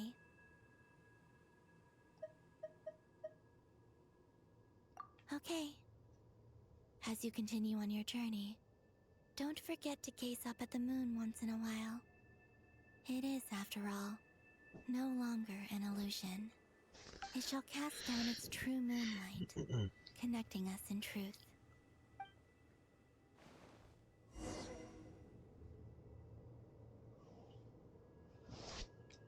Return to Tibet. Maybe I don't want to.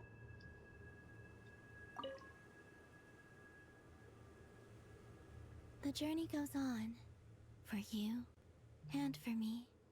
Like I said, this is not the end. Okay. As you continue on your journey, don't forget to gaze up at the moon once in a while. It is, after all, no longer an illusion. It shall cast down its true moonlight, connecting us in truth.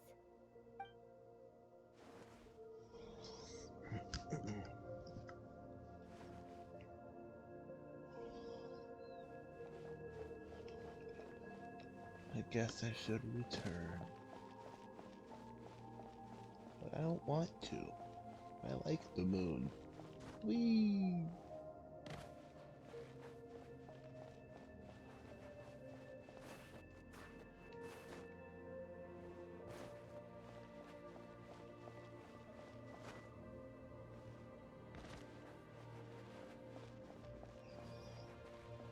Oh well.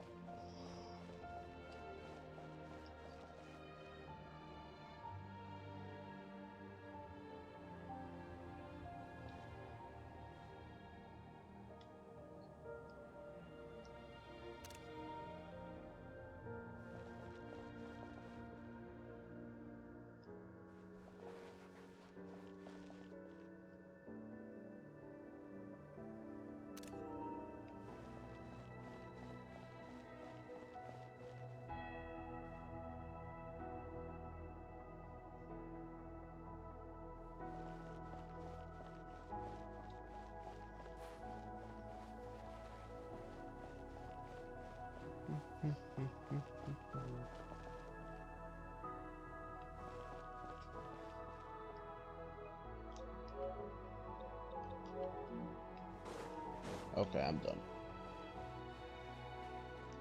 Just wanted to document it because I know I probably won't be able to come back here, like, ever.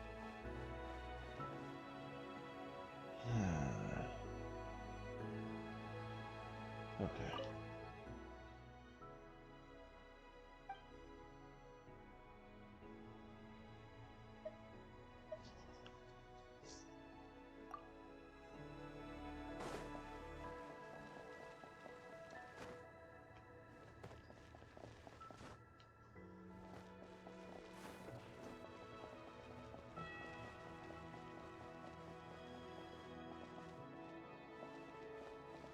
I wonder what these structures were, though.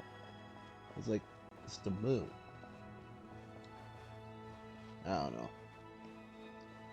Let's continue on, though, I suppose.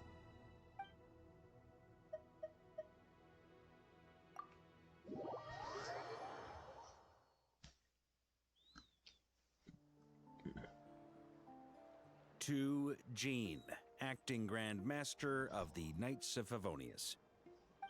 This preamble is such a pain to write. It's probably high time we got rid of this acting business. I trust that Dern has updated you all on recent events.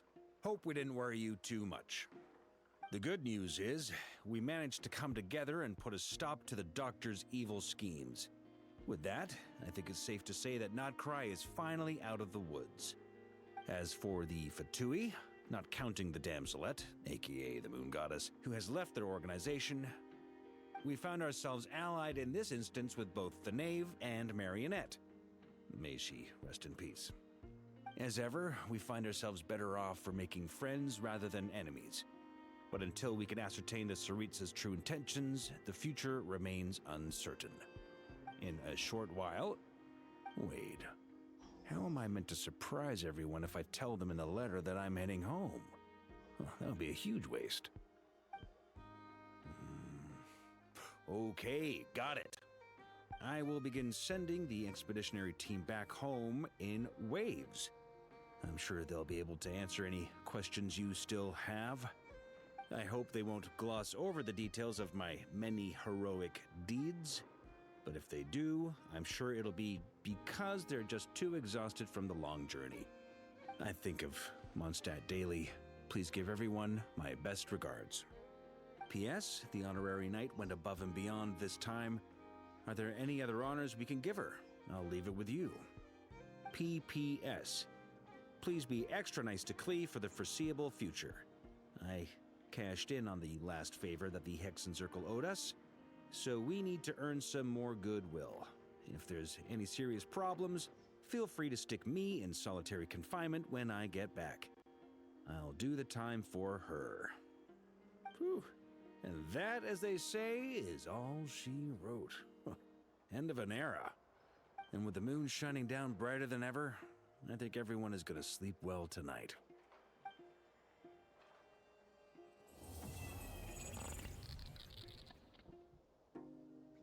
Nah.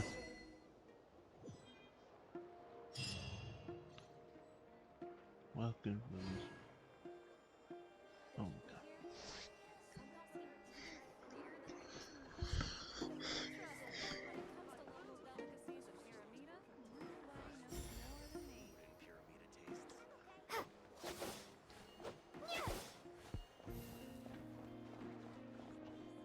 Cool.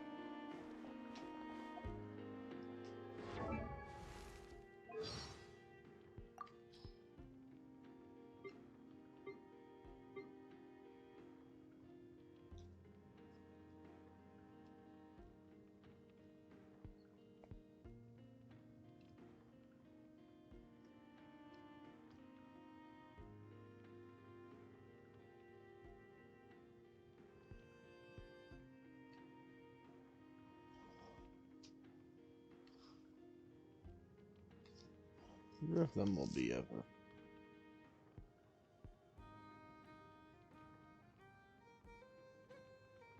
recorded.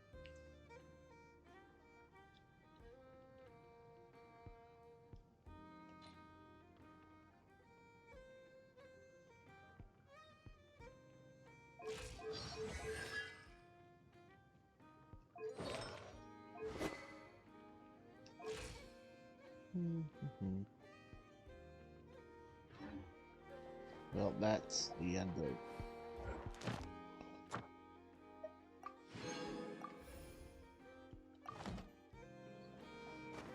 that quest.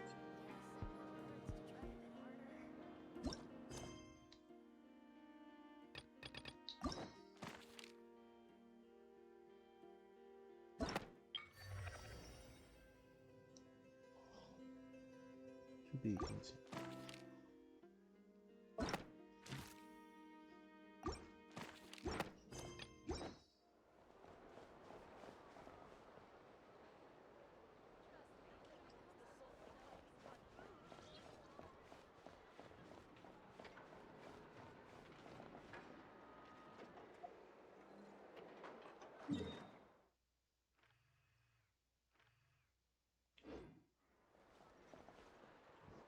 Hmm.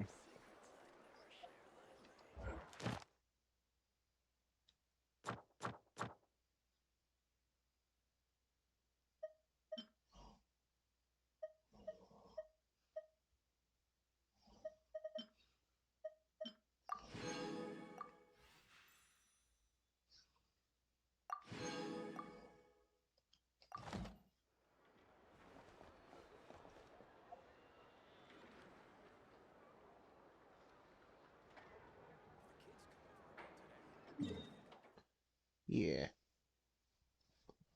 Well, it was very fun. And I think I'm gonna wrap things up here and get ready for bed. But I do believe we can raid out tonight. I do think Jorker is live.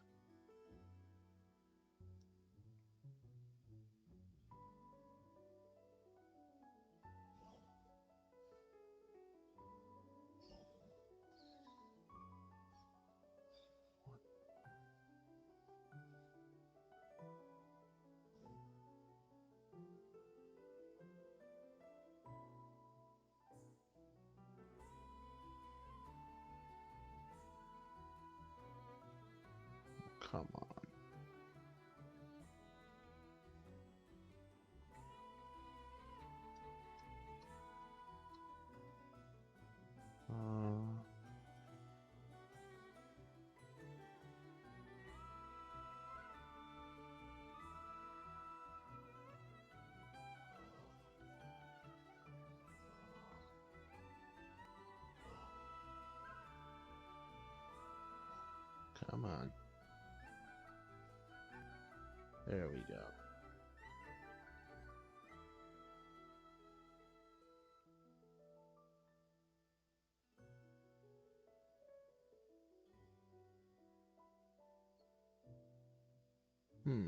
Who shall we raid? Yeah, I think we'll raid Jorker. He's playing in Super Mario Galaxy, if that's of interest of you guys. But yeah, let's go pay Jorker a visit. And I hope y'all enjoyed this.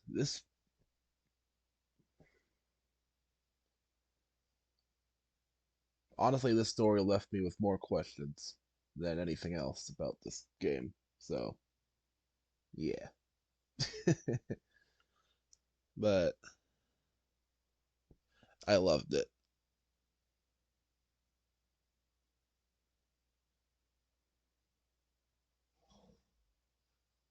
Why did Sandrone have to die, though? Like, I liked her.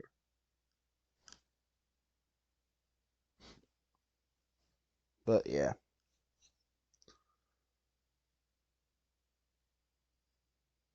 Genshin doing as Genshin does is leaving me with more questions, really. Like, I mean, yeah. Enough of me rambling now. Let's go see Jorker. Thank y'all for watching, and have a good night, everyone.